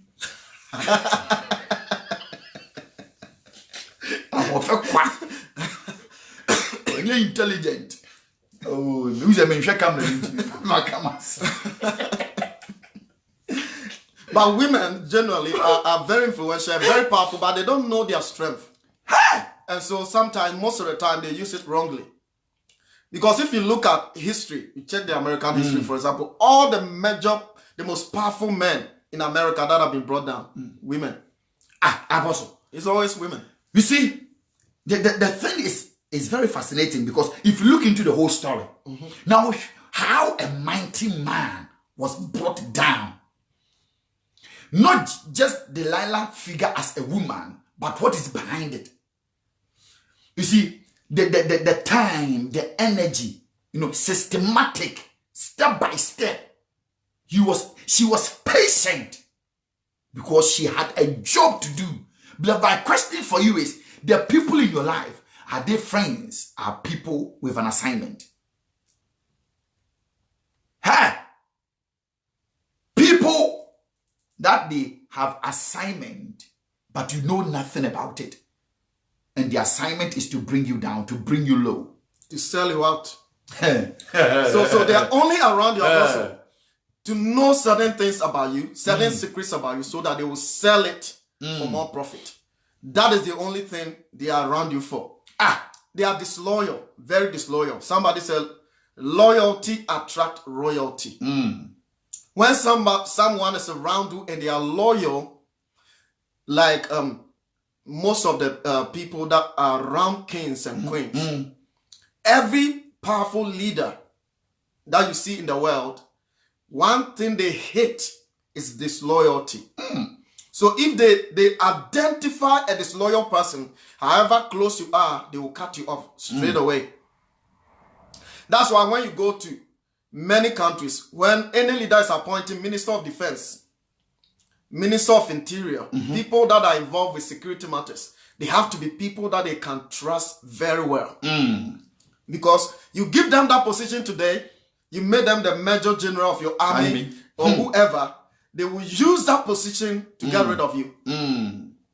So you cannot put somebody in that position that you don't trust. You cannot surround yourself with people that you cannot trust. Just because you saw them out and they were beautiful and you were lasting after them, doesn't mean you have a relationship. The only thing that connected you to Delilah was your lust. And he It was also your after your weakness. downfall. Yes. Mhm. You gave her access because of her beauty. So you gave her that access to your life. You have given a lot of people access to your lives. Why? Who you cannot vouch for Apostle, their loyalty. They don't have your interest at heart. They don't have your interest. Beloved, we are all victims of these things. And we are telling all of us, learning that it shouldn't happen again. Because when you are down, to rise again, my brother, it's not easy. It takes years. You understand? The things that people can sit and they will imagine and plan and plot about you. You have to be careful. And who you call as a friend. Be careful. Before you speak, before you talk, the things that you have to say. Samson opened his mouth and said, Delilah, the source of my strength is here. Then Delilah will go and tell the enemies, the people that want you down. Samson did not learn a lesson. 1, 2, 3. The fourth one, they got him. Huh? It wasn't a demon. It wasn't a spirit. Don't tell me it was an evil spirit. No. It was a human being wanting to destroy you. Somebody like Ziba. Huh? He was in the house. When he got demoted, he said, hey, Ziba, from now on, you must go and farm the land and bring the food to your master Mephibosheth. He got angry from that day, wanting an opportunity to slander Mephibosheth. And when he had the slightest opportunity, he went to David and slandered Mephibosheth. And David got angry, and everything that he gave to Mephibosheth, he now reversed it and gave it to Ziba. Beloved, people that slander, they come to you. You know who this person, they come to you. You know that person. The way they are telling you stuff about somebody is the same way that they will be telling your stuff to others as well. It's true. The door that you open, I know Usu Chao, I see you. I see you well. Hey. Another vampire. Michelle. For you to say, these are the things that we know. Me, I am a preacher who, it's all I don't believe in spiritual force. We are men of prayer. But me monk was Bible. No. I don't, that foolish prayer. I have no time for foolishness. No. Me, that is me. I have no time for foolishness. It's not when you go and you pray, you see some people in the bush praying, yeah. No. No, I don't do those things. We pray. After prayer, Bible says, be vigilant. Be vigilant. Look at the people around you. Look at the things that is going on. Pay attention. Because most of us, the reason why we are not excelling in life, they are enemies behind the scenes, and these are the people in our lives, and they are the reason why we are not excelling. They are the reason why we are not prospering. They are the reason why you are not promoted. And these are the same people that they will be asking you, oh, sister, what happened? They happened. And even Jesus, Apostle, it was when he had fasted and prayed that he was tempted. So the devil wasn't afraid of the prayer and the fasting. The devil still went and tempted him after 40 days, 40 nights, praying and fasting. You see? And you see, he used the area of his weakness. At the time, he knew Jesus was hungry. Yeah. So when the devil is coming after you, it's not about how much time you spend in prayer. Prayer is the most powerful thing. Oh, yes, Timmy Stones. Prayer has its place. Always we say that man is tripartite. We are body, soul, and spirit. We are 3 in 1, tripartite. Now, once you pray, you communicate with God with your spirit. It's your spirit that is built up, not your physiques. You live on this earth with your physical realm and your mind. And you excel with wisdom and knowledge. That's all this you need. So your prayer deals with God spiritual. The time is coming that the true worshippers shall worship God in truth and in spirit. But once you live here on earth, you have to be vigilant. You have to be careful. You put things in its perspective. You don't substitute prayer for everything happening in your life. Sometimes you have to pray, but be smart. You have to be smart. Look at the things happening. Observe the times. Scan the people that are with you. Scan them. All the pastors. Why is this man praying for you? Why is this man calling you? Why is this man prophesying to you? You become a fool and you think that this man is prophesying to you because the man wants you to be blessed. The man is cooking that prophecy for you to get your money. You have to scan everything. That's why the Bible says that we should judge prophecy. And watch and pray. So if any foolish man comes and tell you that don't judge any prophecy, when God speaks, how are you to know that God is talking? You can only know that when you judge the prophecy by the word of God. That is when you are able to follow that word. So the prophecy cannot be received instantly. Beloved, you understand? We will come to that. So things, you see, be solid in your thinking. Me, I'm not a hypocrite person. When it's blue, it's blue. If it's wrong, it's wrong. It doesn't matter. You are a bishop, you are archbishop, we will deal with it. You understand? So when it comes, we look into it and we say what it is, truthfully. But there are some people, they switch camps. All because they don't like you. Meanwhile, you haven't wronged them. You haven't wronged them. Unstable as well. They are able to dine with enemies, Christ's enemies. You speaking the truth, they have issues with you. But they are okay to move with Antichrist. And you are telling me these are Christians. No, I hope you understand what I'm saying. We are Christians. We are fighting the way of God. Some people, they fight for men. And when things happen, you see them. Now that you realize that, hey, these people, they are Christians. It's only when they are affected. That's when you understand? They let the world know they are Christians. But we are here to let you know enemies behind the scenes. Some people are dangerous. And some people are just fair weather friends, Apostle. They are fair weather. When the weather is fair, when you are prospering and you are giving them money and you are taking care of them, this is a good friend. So their friendship is motivated by what you are able to give them. So you have to watch out and look at all those things. Now, we're talking about Apostle Samson and Delilah. You said something that Delilah, so far as she was concerned, she was doing a job. She was doing a job. She had been contracted to do a job. She was well paid. But in the mind of Samson, she has a love. They are falling in love. And that's the most dangerous thing. She's got a love. There is no agreement emotionally, psychologically, mentally. That agreement is not there. And how can two work together except they agree? Apostle, behind the scenes, Delilah is working for money. Exactly. Within the scenes, Samson thinks that he's found love. Beloved, there are people, you've married your enemies, but you have no idea. Because he has been contracted to do a job.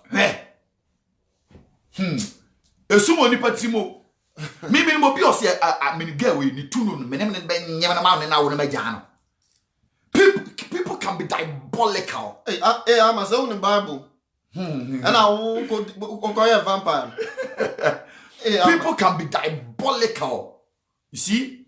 But we are no, you'll be good. Hey, Monique, long time. Blessings. People, you understand what we're saying? So it's about time, Apostle, we look into things again.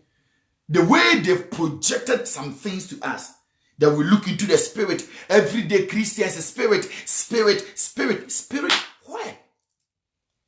Generational curses, ancestral curses, father curses, mother curses, brother curses, village curses, town curses. Why? Every day they give you a direction. Go and stand here. But your source of your problem is behind the scenes. Not spiritual, physical. The people that pretend that they are with you, they are imposters. They smile with you, but they are not with you. That is why you have to be extra careful. Beloved, there are some men of God. Which men of God? When you are flashy, they haven't even received a missed call. And you can see these people are evil. But people look at them and they applaud evil. Because it benefits few. You have to be careful. A lot of you are angry about the church. Why? Because you were not vigilant. Oh yes. You think that guy was a pastor? He is not. He is not. And we have to be careful. There are some people, when you see them, they always recruit evil people into the system. to be careful. They are coming with a motive. So far as yes, you are concerned, you have a pastor, you have a prophet, but they have been hired by the enemy to destroy your life. Behind the scenes. And to divide your life, to take from you, and to frustrate your life. You see? So when you are, Jesus said, watch and pray. When somebody tells you to watch it means be diligent. Be diligent. Be careful. Be mindful. Apostle, pay attention to if detail. all prophecy is from God, why would God tell us to judge it? Exactly. If God doesn't want us to have a say in prophecies, why would he tell us to judge prophecies? Why would he tell us to test every spirit? If God wants us to just swallow things, hey, Bafo will come, Bafo says God said, then we take it. Nana Free will come and says God said. Angela Black will come and says, hey, Angela, says, hey, Pastor Abban, God said. Na me Jimmy kakrenti misi Yankopon se de o Yankopon se koto anka akosoro 3 times. Na me Jimmy tell me some koto anka akosoro 3 times. Why na say Miss Angela, Miss Yakodo why Jimmy papa. But what did I mention? Beloved, you understand what I'm saying? In obedience, God wants you to act on his word. So to know is God's word, you must find out from the word of God.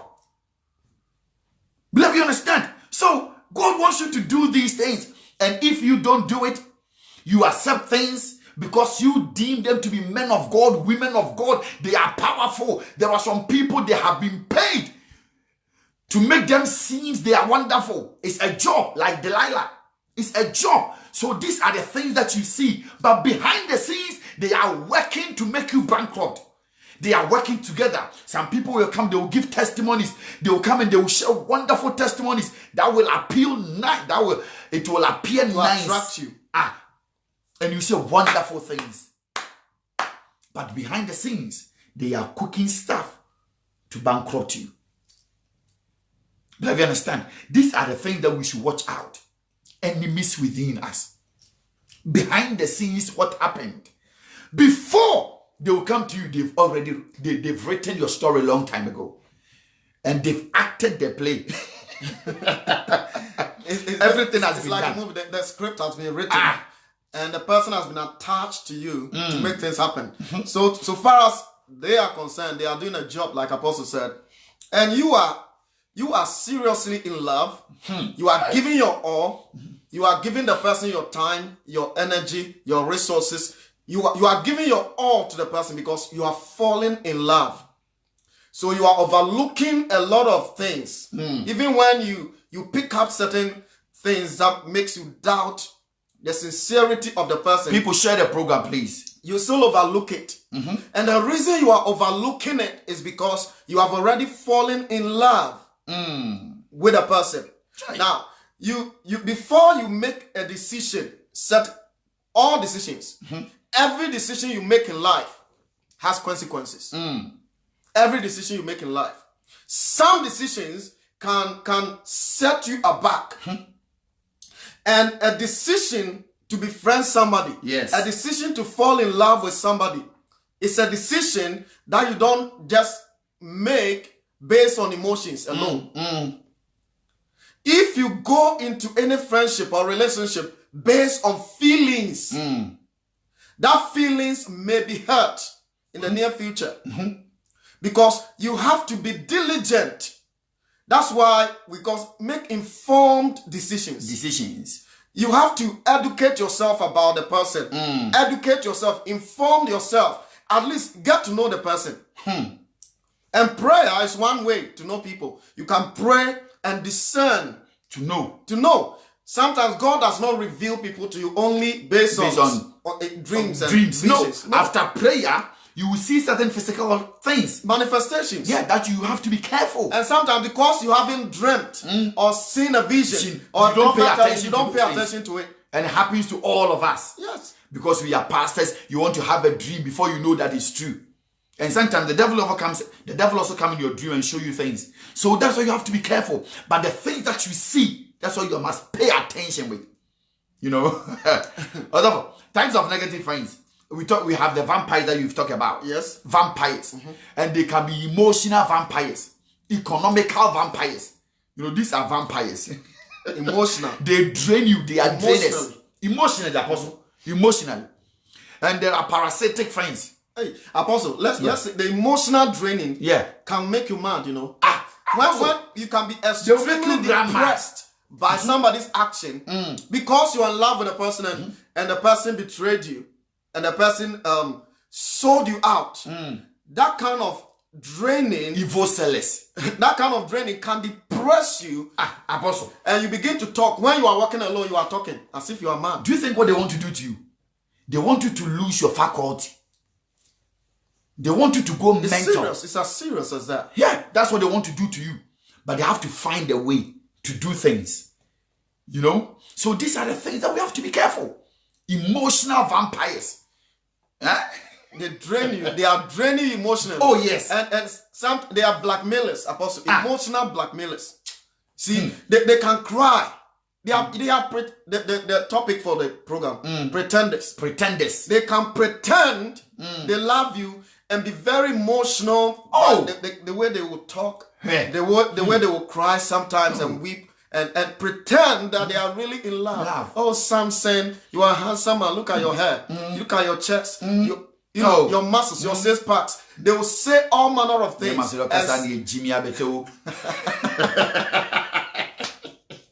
Sing your praises.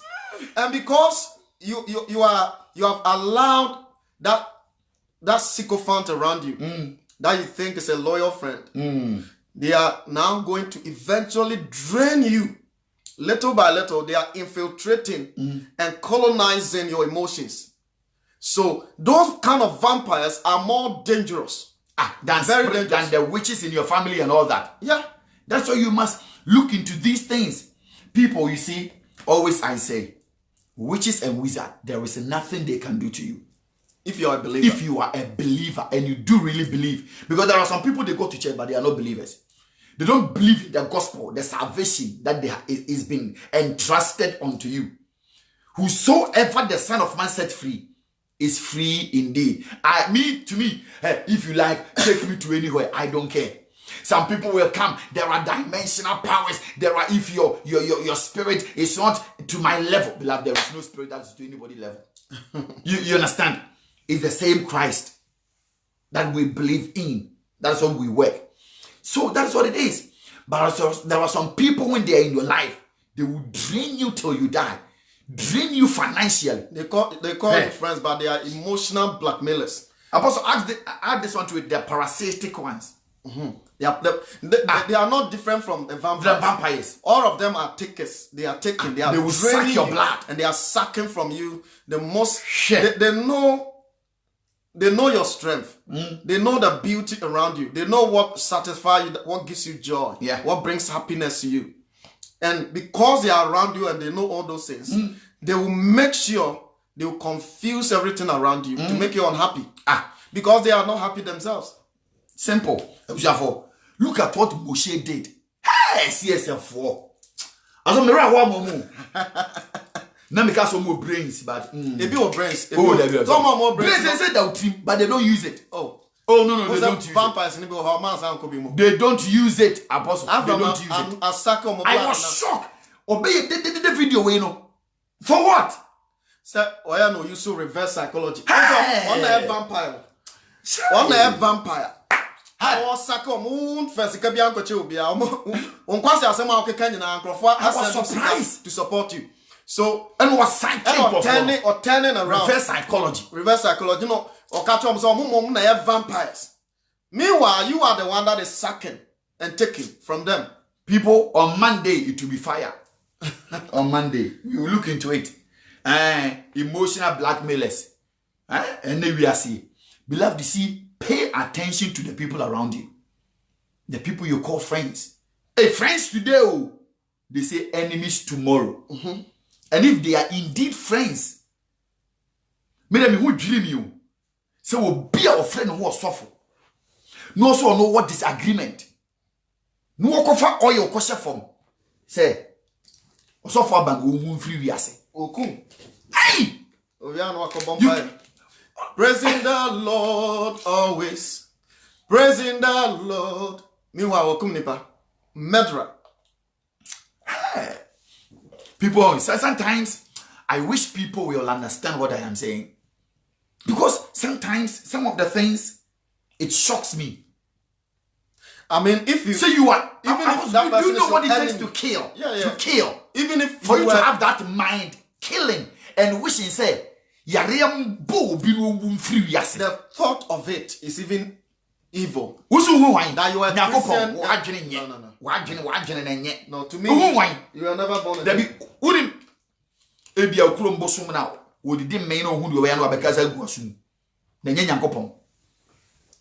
No. The Bible said, by this shall all men know that you are my disciples, when you love one another. Some people can lie. Hey, pastor, also for Brobbey. You're gay. Hey. The Bible calls say, almost walk conspire to kill somebody. To kill somebody. No to fight. I know that we had to report to the police. Hey. Because, What do you feel? what do you feel? What do you feel? The same person play out. What do you feel? They know. Hey, nipa deseni. You know, to kill somebody. Jealousy. And these people can lie and they call themselves prophets. They can hear from God and they can lie through their teeth. Maybe they and are, the next minute they say they can see things. Prophets of who? Says, I see you, Evangelist Rabbi Yosen. No, hey, Amma, the person said it live on Facebook that this is what he's going to do. He's going to plant the oil. Oh, yeah. Mention his name and going to plant the oil. Oil, going to kill me. So it wasn't something that was done. Me, I won't kill Abulu. It's impossible. No. The time also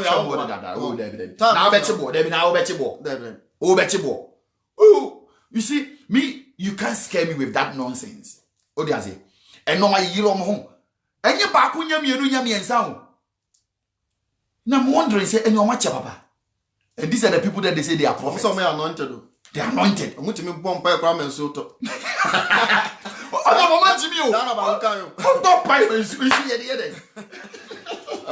Certain things, when you do it in certain places, it's a miracle.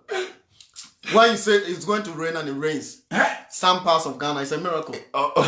But here, it's no more a miracle. Because the meteo service, they tell us every day what is going to happen. And most of their predictions are... You see, I just wonder, sir. Hey, Kwabrane, you're going to kill me for what? Because we are talking about false prophet. I was of assembly in you. So what's the way?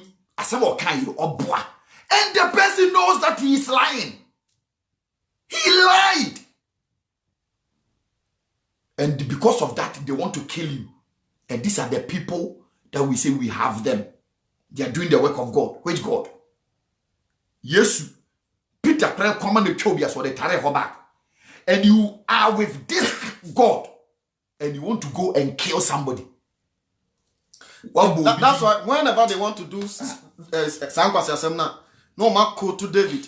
No man call to David didn't want, they were not born again. No. They be, when we say people don't understand. They don't understand. These people were not born again. You are born again. Sure. What identifies you as a child of God is the love of God in your spirit. That is what makes you a Christian. Christianity is not about you acting like David or Moses or anything. No. Those we are not acting like Paul. 1 Corinthians chapter 10, it said it was written for us as examples. So that, like what we are doing now about Samson, we are learning certain things from it. It's not so that everything. we can apply them to our lives. It's not everything that is applicable in the Bible. When Paul says that Alexander the coppersmith. The coppersmith. And you know what for scripture. I don't know evil. Paul no he was susceptible to mistakes. You got me. He was also a mistake. Elijah made a mistake calling and how do you call it? Fire. No, a bear to go and just tear up, kill this. It's evil. It's bad. You can be whatever. That's why we are looking at Jesus to learn from Jesus, who is the author and the finisher of our faith. He's the one that we look at him. So he says, let the mind of Christ be in us. Not the mind of Paul, not the mind of anybody, but the mind of Christ. And these people say they are followers of Christ, but they have distorted mind, evil mind, killing mind. And you are telling me they can hear from God. And people are hailing them. Nonsense. That is why we are not sometimes progressing as people, because we are not thinking right. As a man thinks of himself, so he is. These are enemies behind the scenes. Beloved, we should be careful with the things that happened. And if you're not careful, you can imagine, by the grace of God, if we are not strong. These people came, Prophet Abban wants to kill somebody. Hey, I will do this. He's evil man. One man went to a friend, or say the son, and then I free no. What do you want? Hey, people, but and they don't forgive. You are the bishop. Come your Holy Ghost a bit shower no so. That's how you understand. And this, you see, you can quote Psalm 35, let the brimstone. Beloved, that is not Christian. That is not Christ-like. You are harboring Christ-like. You are harboring bitterness, anger, hatred. Yeah. As a child of God. And you are using the Bible to fuel it. Meanwhile, the Bible is not saying it. To justify that behavior. You understand? You have that evil in your heart, and you are using scripture to fuel your evil thoughts. So you are going to quote scriptures. You are massaging your own ego. Pride and arrogance. That's how it works. The Bible said a backslider shall be filled with his own ways. Proverbs chapter 14 verse 14. So when people backslide, or when people backslide, what they do is they are full of themselves. They are filled with their own ways. I will kill you. I will curse you. I will do A, B, C, D. And meanwhile, that which Jesus stands for is love. Unconditional love. Agape. Agape love. Love that covers multitudes of sin. Love that will say, even though you have done me harm, even though you have made mistakes, I forgive you. Lady Jessie Favored, prophetess, I see you. Blessings. Yeah, that is I see you. Lady Jessie Favored. Authentic prophetess. That's right. I'm also add this on to it. The next one is a double crosser. Double crosser. Yes. And these are enemies behind the scenes. They are double crosses. Double crosses. Double crosses. They betray you big time. These are friends that will betray you. For example, you have a business contract. And you tell them, wow, I'm blessed. God has blessed me with this contract. The next day you go to the place, the contract is cancelled. It's gone. Your own friend double-crossed you and said, no, this guy doesn't have the wherewithal to accomplish this contract. So give it to me or give it to that person. So far as he doesn't get it or she doesn't get it, I'm fine. Apostle, you don't have to give it to me, but him, don't give it to him.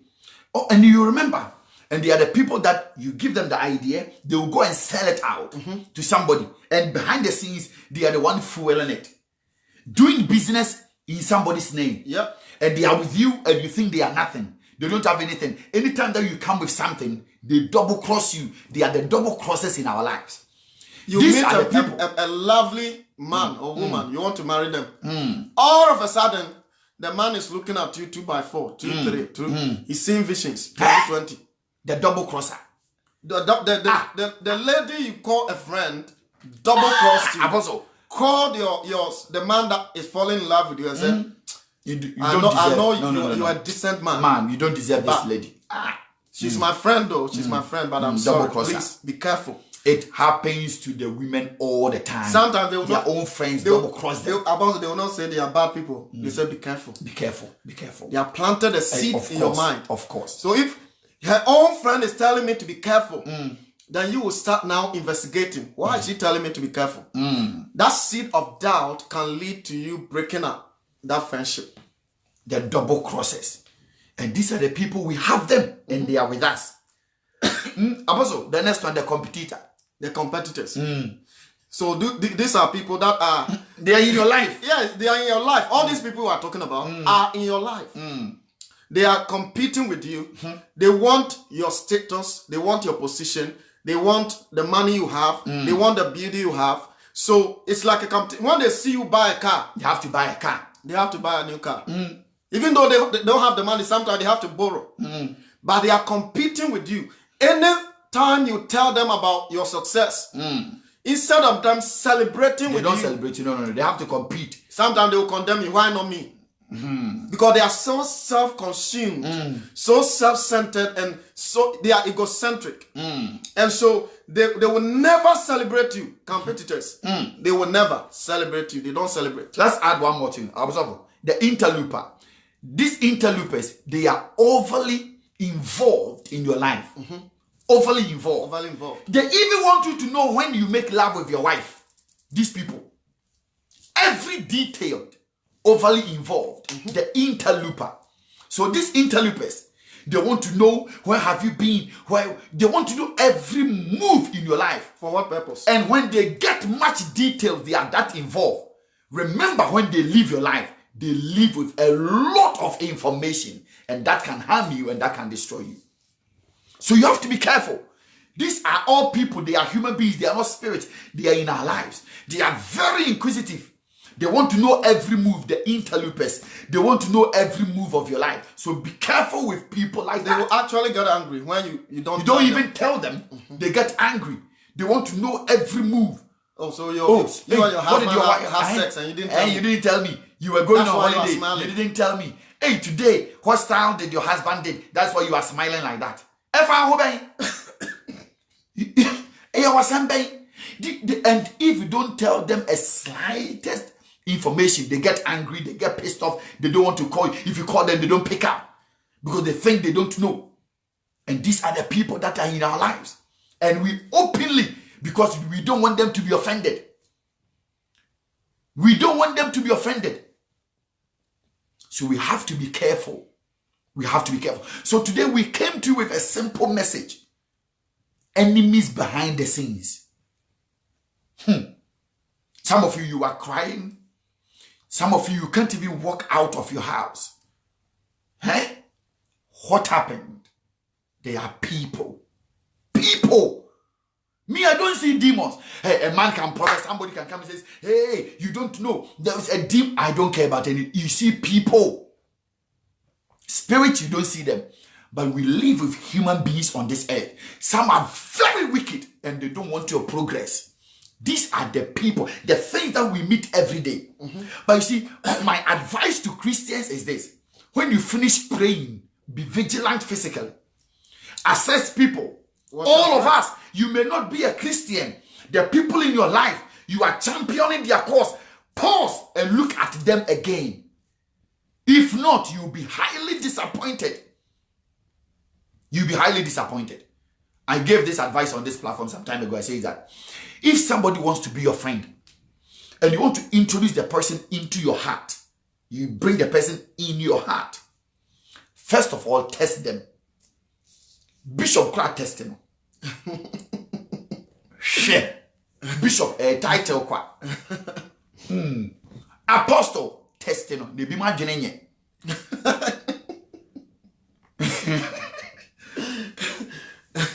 Test them. Because apostle, there are some prophets, pastors, bishops. When you tell them your case, they will be preaching with it. By the time you realize it's on board meetings, how did they know? You have to be very careful. I'm telling you, test them. One day, able to call. Na no usu channel, no usu channel. What's up for my nyadi a crowd? Hey, na no usu. Hey. In fact, me nimsako boss obisi kamu. Hey, what's up for obi we are. Testing.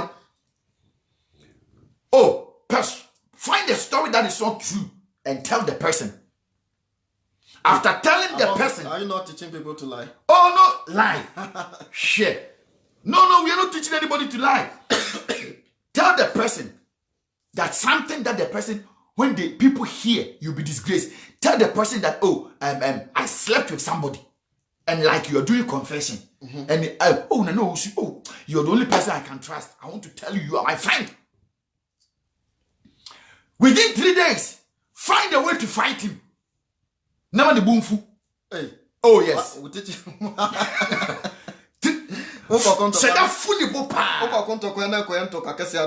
Oh yes. I say you are. Sometimes when you want to prank somebody, it's like a prank. So prank them. We better say obi kan wasem. Say, hey! Also for this, I will be a codas. I come in baby forever. That discussion. Because he's the only person that I've had that discussion with. Beloved, you understand? So sometimes beloved, I'm telling you, that is how you are able to know what is in the heart of man. Because you are not God, you may not know. And some people, they are good actors. Like if you get somebody like Delilah, they are very smart and good. So the only way to know is to test them. Our Bible says we should test all spirits. So we are testing human beings, the level of their trust, confidence. And once you get the results, you know, that person is not someone that you can trust. But there are some others, in spite of frictions, in spite of misunderstanding, whatever they know about you, they will go quiet. Because they know the principle of life. They know principle of life, and they will not alter it. Those are the precious people you can hang out with. And they are people, it doesn't matter what happens, you be with. Yep. Whether the person is a bishop, a prophet, no. Because sometimes Gifty is saying something. Some pastors have okra mouth. Ha! Also call consultation, counseling. Once a man kind in our way, hey, sister, so what to number? They are, beloved, I'm telling you, me, I've worked with pastors. I've been in this ministry, beloved, ministry, being a pastor. I'm not adding being a prayer tower for 20 years. I have experience, 20 years experience with prophets. I have seen more. Most of them are wicked entities hiding behind spiritual things. Bad people, evil people. But people are afraid to talk about them because they are scared. They are wicked men in suits. I'm not joking. They are people that they can shut your life. Some can hire assassins on you. Not joking. Cartels in suits. And you are telling me these people are working for God. We should leave them to grow together. When God comes, he will judge us. Really? Really? Are you really sure what you are saying? The Bible that you are quoting, do you understand? Behind the scenes, people are working for your downfall. Apostle, behind the scenes, people are waiting. They've just, their eyes are peeped like this, waiting to hear Apostle Brobbey and Prophet Abban. The day they will fall. The day will fall. A day you be sure Krebesa sorry, Yanko. Apostle Canada, yeah, Okay. Say something like it. Yeah, so beloved, this is a serious thing we're talking about today. And in life, if you are not careful, we have all these bad people around that are there to destroy, to take information from you, to undermine you, to sabotage you, because in their heart, that greed is there, that jealousy is there, but it is sequestered, so you cannot see. It's very, very sometimes, if you are not smart enough, you cannot see whether somebody that calls themselves friends are jealous of you or not. Hey! But if you are smart and you are diligent, there's a lot of things that you can identify from people that you call friends to know that, no, this person is jealous. So you have to be careful.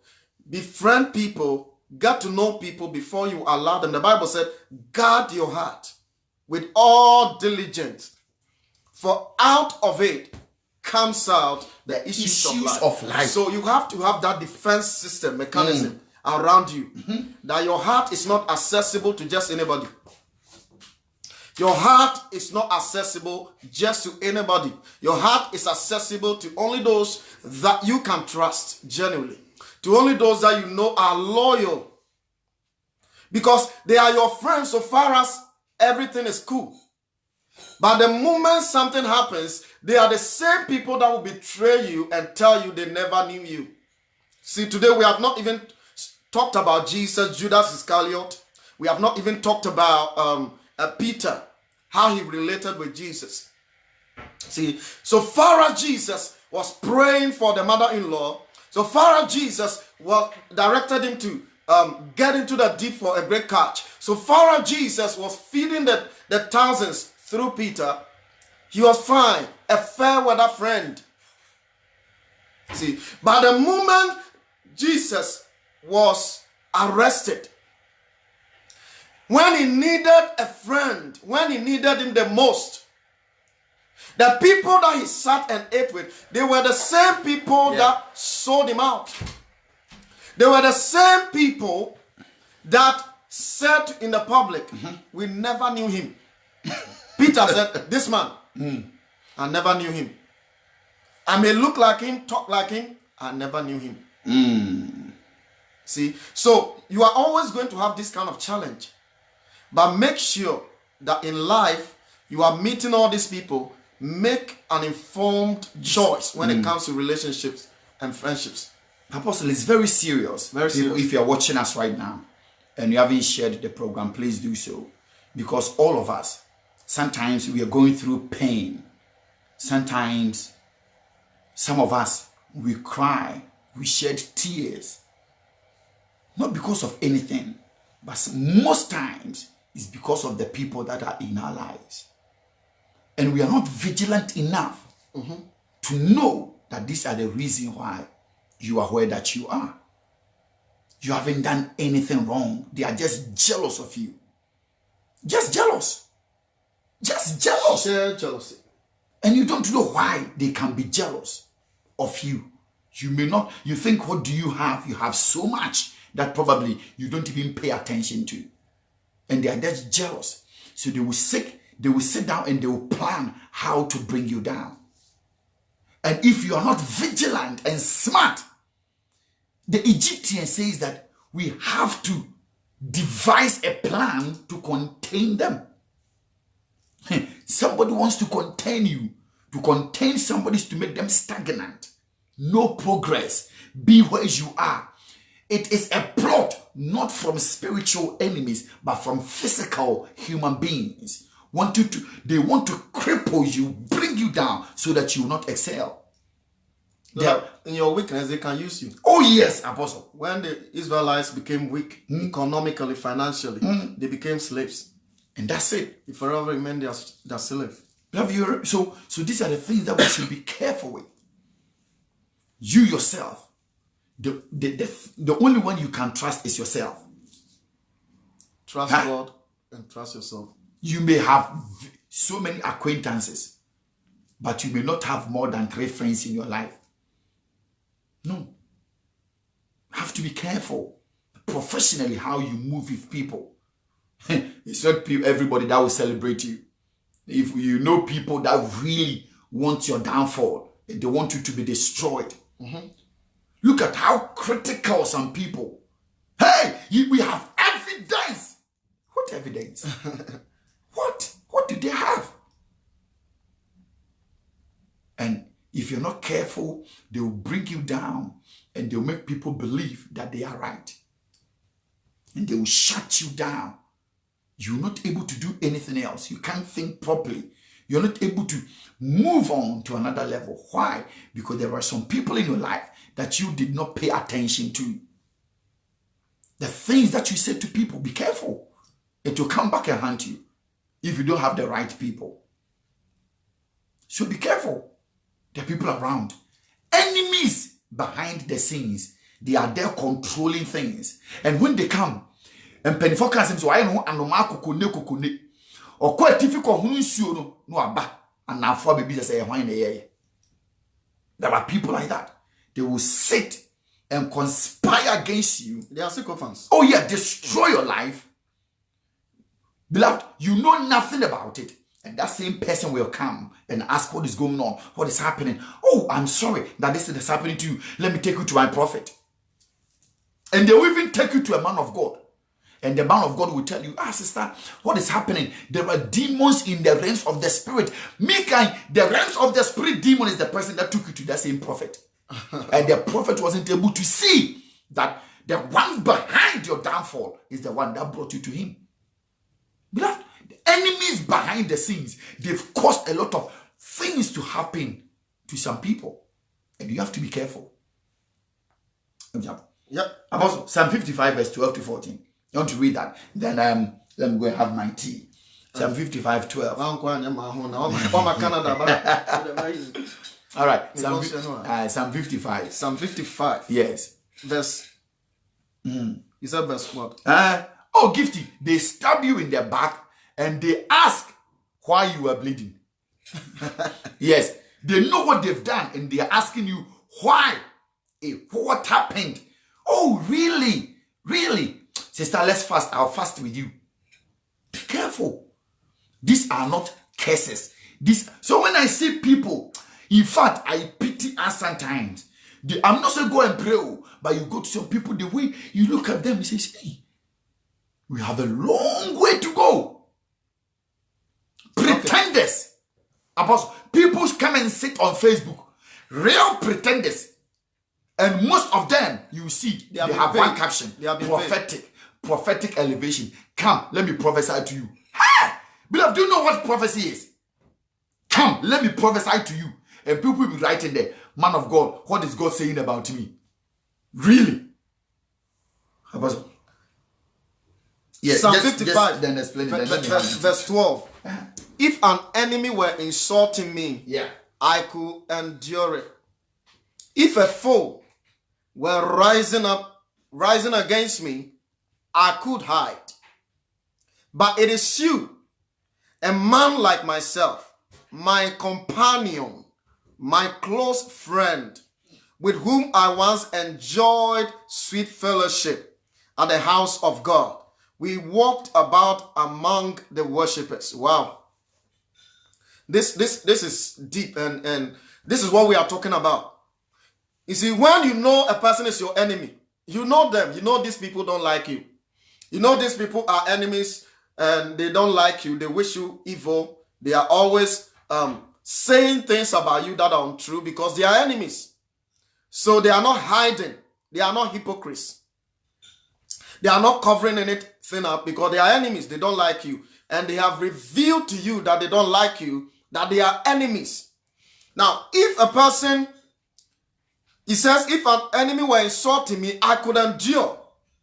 So it is very easy for anybody to endure an enemy that you know. Somebody that you know is an enemy. You know this person doesn't like me. He doesn't wish me well. You will endure those people. He said, if a foe were rising against me, I could hide.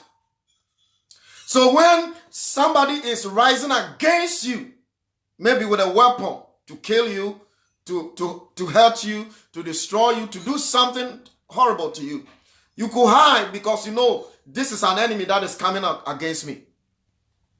But then he said, but it is you, a man like myself. We have something in common. We have been together. There is a relationship. Maybe there is even an intimacy involved in our relationship. We are not just ordinary friends. He said, a man like myself, my companion. Wow. My companion. We share fellowship together. We are companions. A man like myself. Wow. A man like myself, not a spirit. Yes. A man like me. You see, and David also had the most trusted confidant, his chief advisor. See, when you become a leader, open the phone line very soon.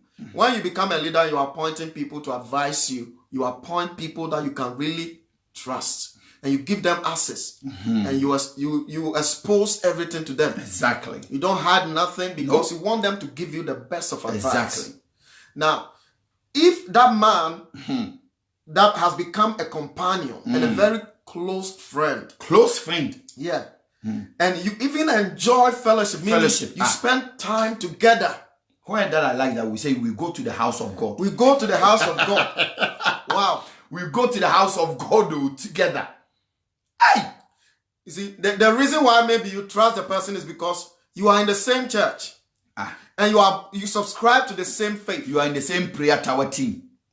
You are the same junior pastors. Maybe you are both pastors' wife association in the choir. You join the women's ministry together. You sing together. You pray together. You eat together. You do many things together. You can imagine. But Apostle, this is serious. This is serious. It says, with whom I once enjoyed sweet fellowship. Sweet one. So they have enjoyed some Good times. Good times. Good together. times. Yeah. Good You times. see them laughing together, dancing together, eating together, partying together, doing things together. They even have That is the same person that took your naked picture to your enemies. Exactly. That same person come to your house, eat together, traveled together, and now that same person took your naked picture, something that you shared in common, to your enemies, because now he's not a friend anymore. Wow. And you are telling me you are paying attention to the demons in your father's house. Huh? Witches in your father's house. What have they done to you? The witches have entered those friends. You can imagine. The witches still work through human beings. These are the people. We shared sweet fellowship together.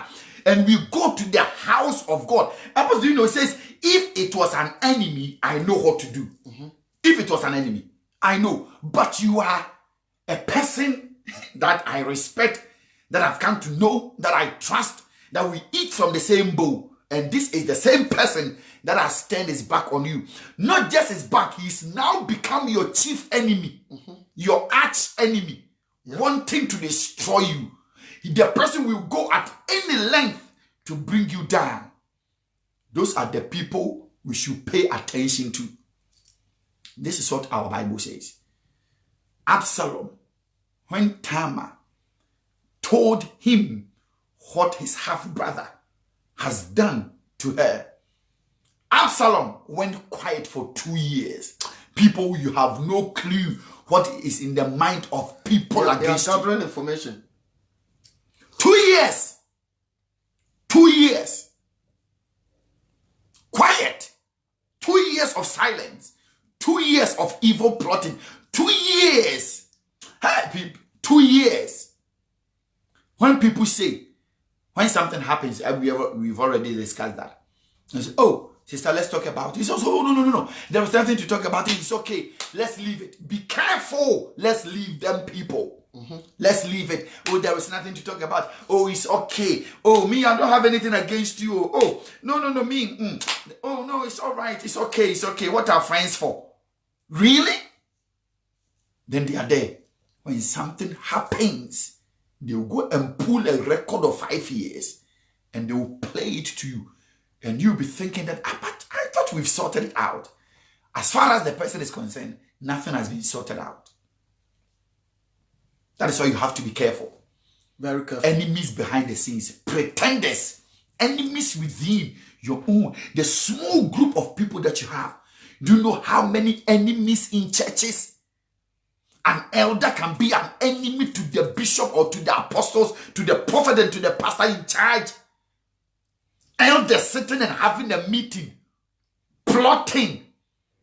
Hey, how to break the church and take the church finance away. Enemies within. In the church. In the church. You can imagine. Love them.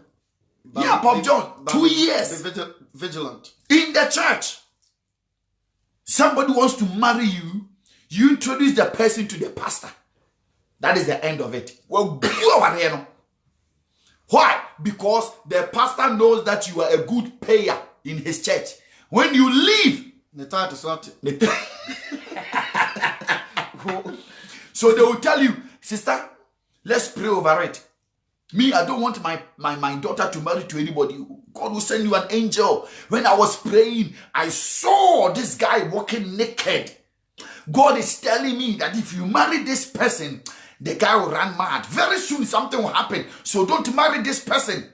The prophet is telling you, using God to block your blessings. Meanwhile, it's because of the seed that you sow, the money that you give, the tithe that you give, the donation that you give to the church. Because a blessing is coming your way, and the pastor knows, the prophet knows that when you get married, you move to another church. He doesn't want you to get married, so they will lie to you and say, sister, stay there. I know the person that I saw in my dream, in my vision, that God showed it to me, is not this person. Huh? And the lady will believe the man of God. Why? Because he's a prophet. A man of God. He's a man of God. He's your pastor. And he's your pastor. Vampires preachers. Vampires. Bloodsuckers. And these people are called pastors. So by the time you realize you've been in the church, and as a flower, then you are getting dried every year. Every year, God will do it. Men are coming your way. The pastors are trying to drive. They are not good for you. They are not good for you. They are all not good for you. By the time you realize your flower, you are dry. And now, what is happening? Nobody's coming again. Nobody. That is why you have to be vigilant. Because what is in the heart of people, you have no idea. Some hide behind the Holy Spirit. Some hide behind the Bible. Some hide behind prophecies. Some hide behind prayers to do evil stuff. So be careful. Behind the scenes, things happened. Behind, you have no clue. When we tell you that, sister, the reason why you're not getting married is this prophet. Hey, you say, can that fire you? That prophet is my prophet too. You say, hey, prophet, man, you're not shit. And you know one come worry bodam for. Hey, no one jadi. Meanwhile, that prophet, worry about 5.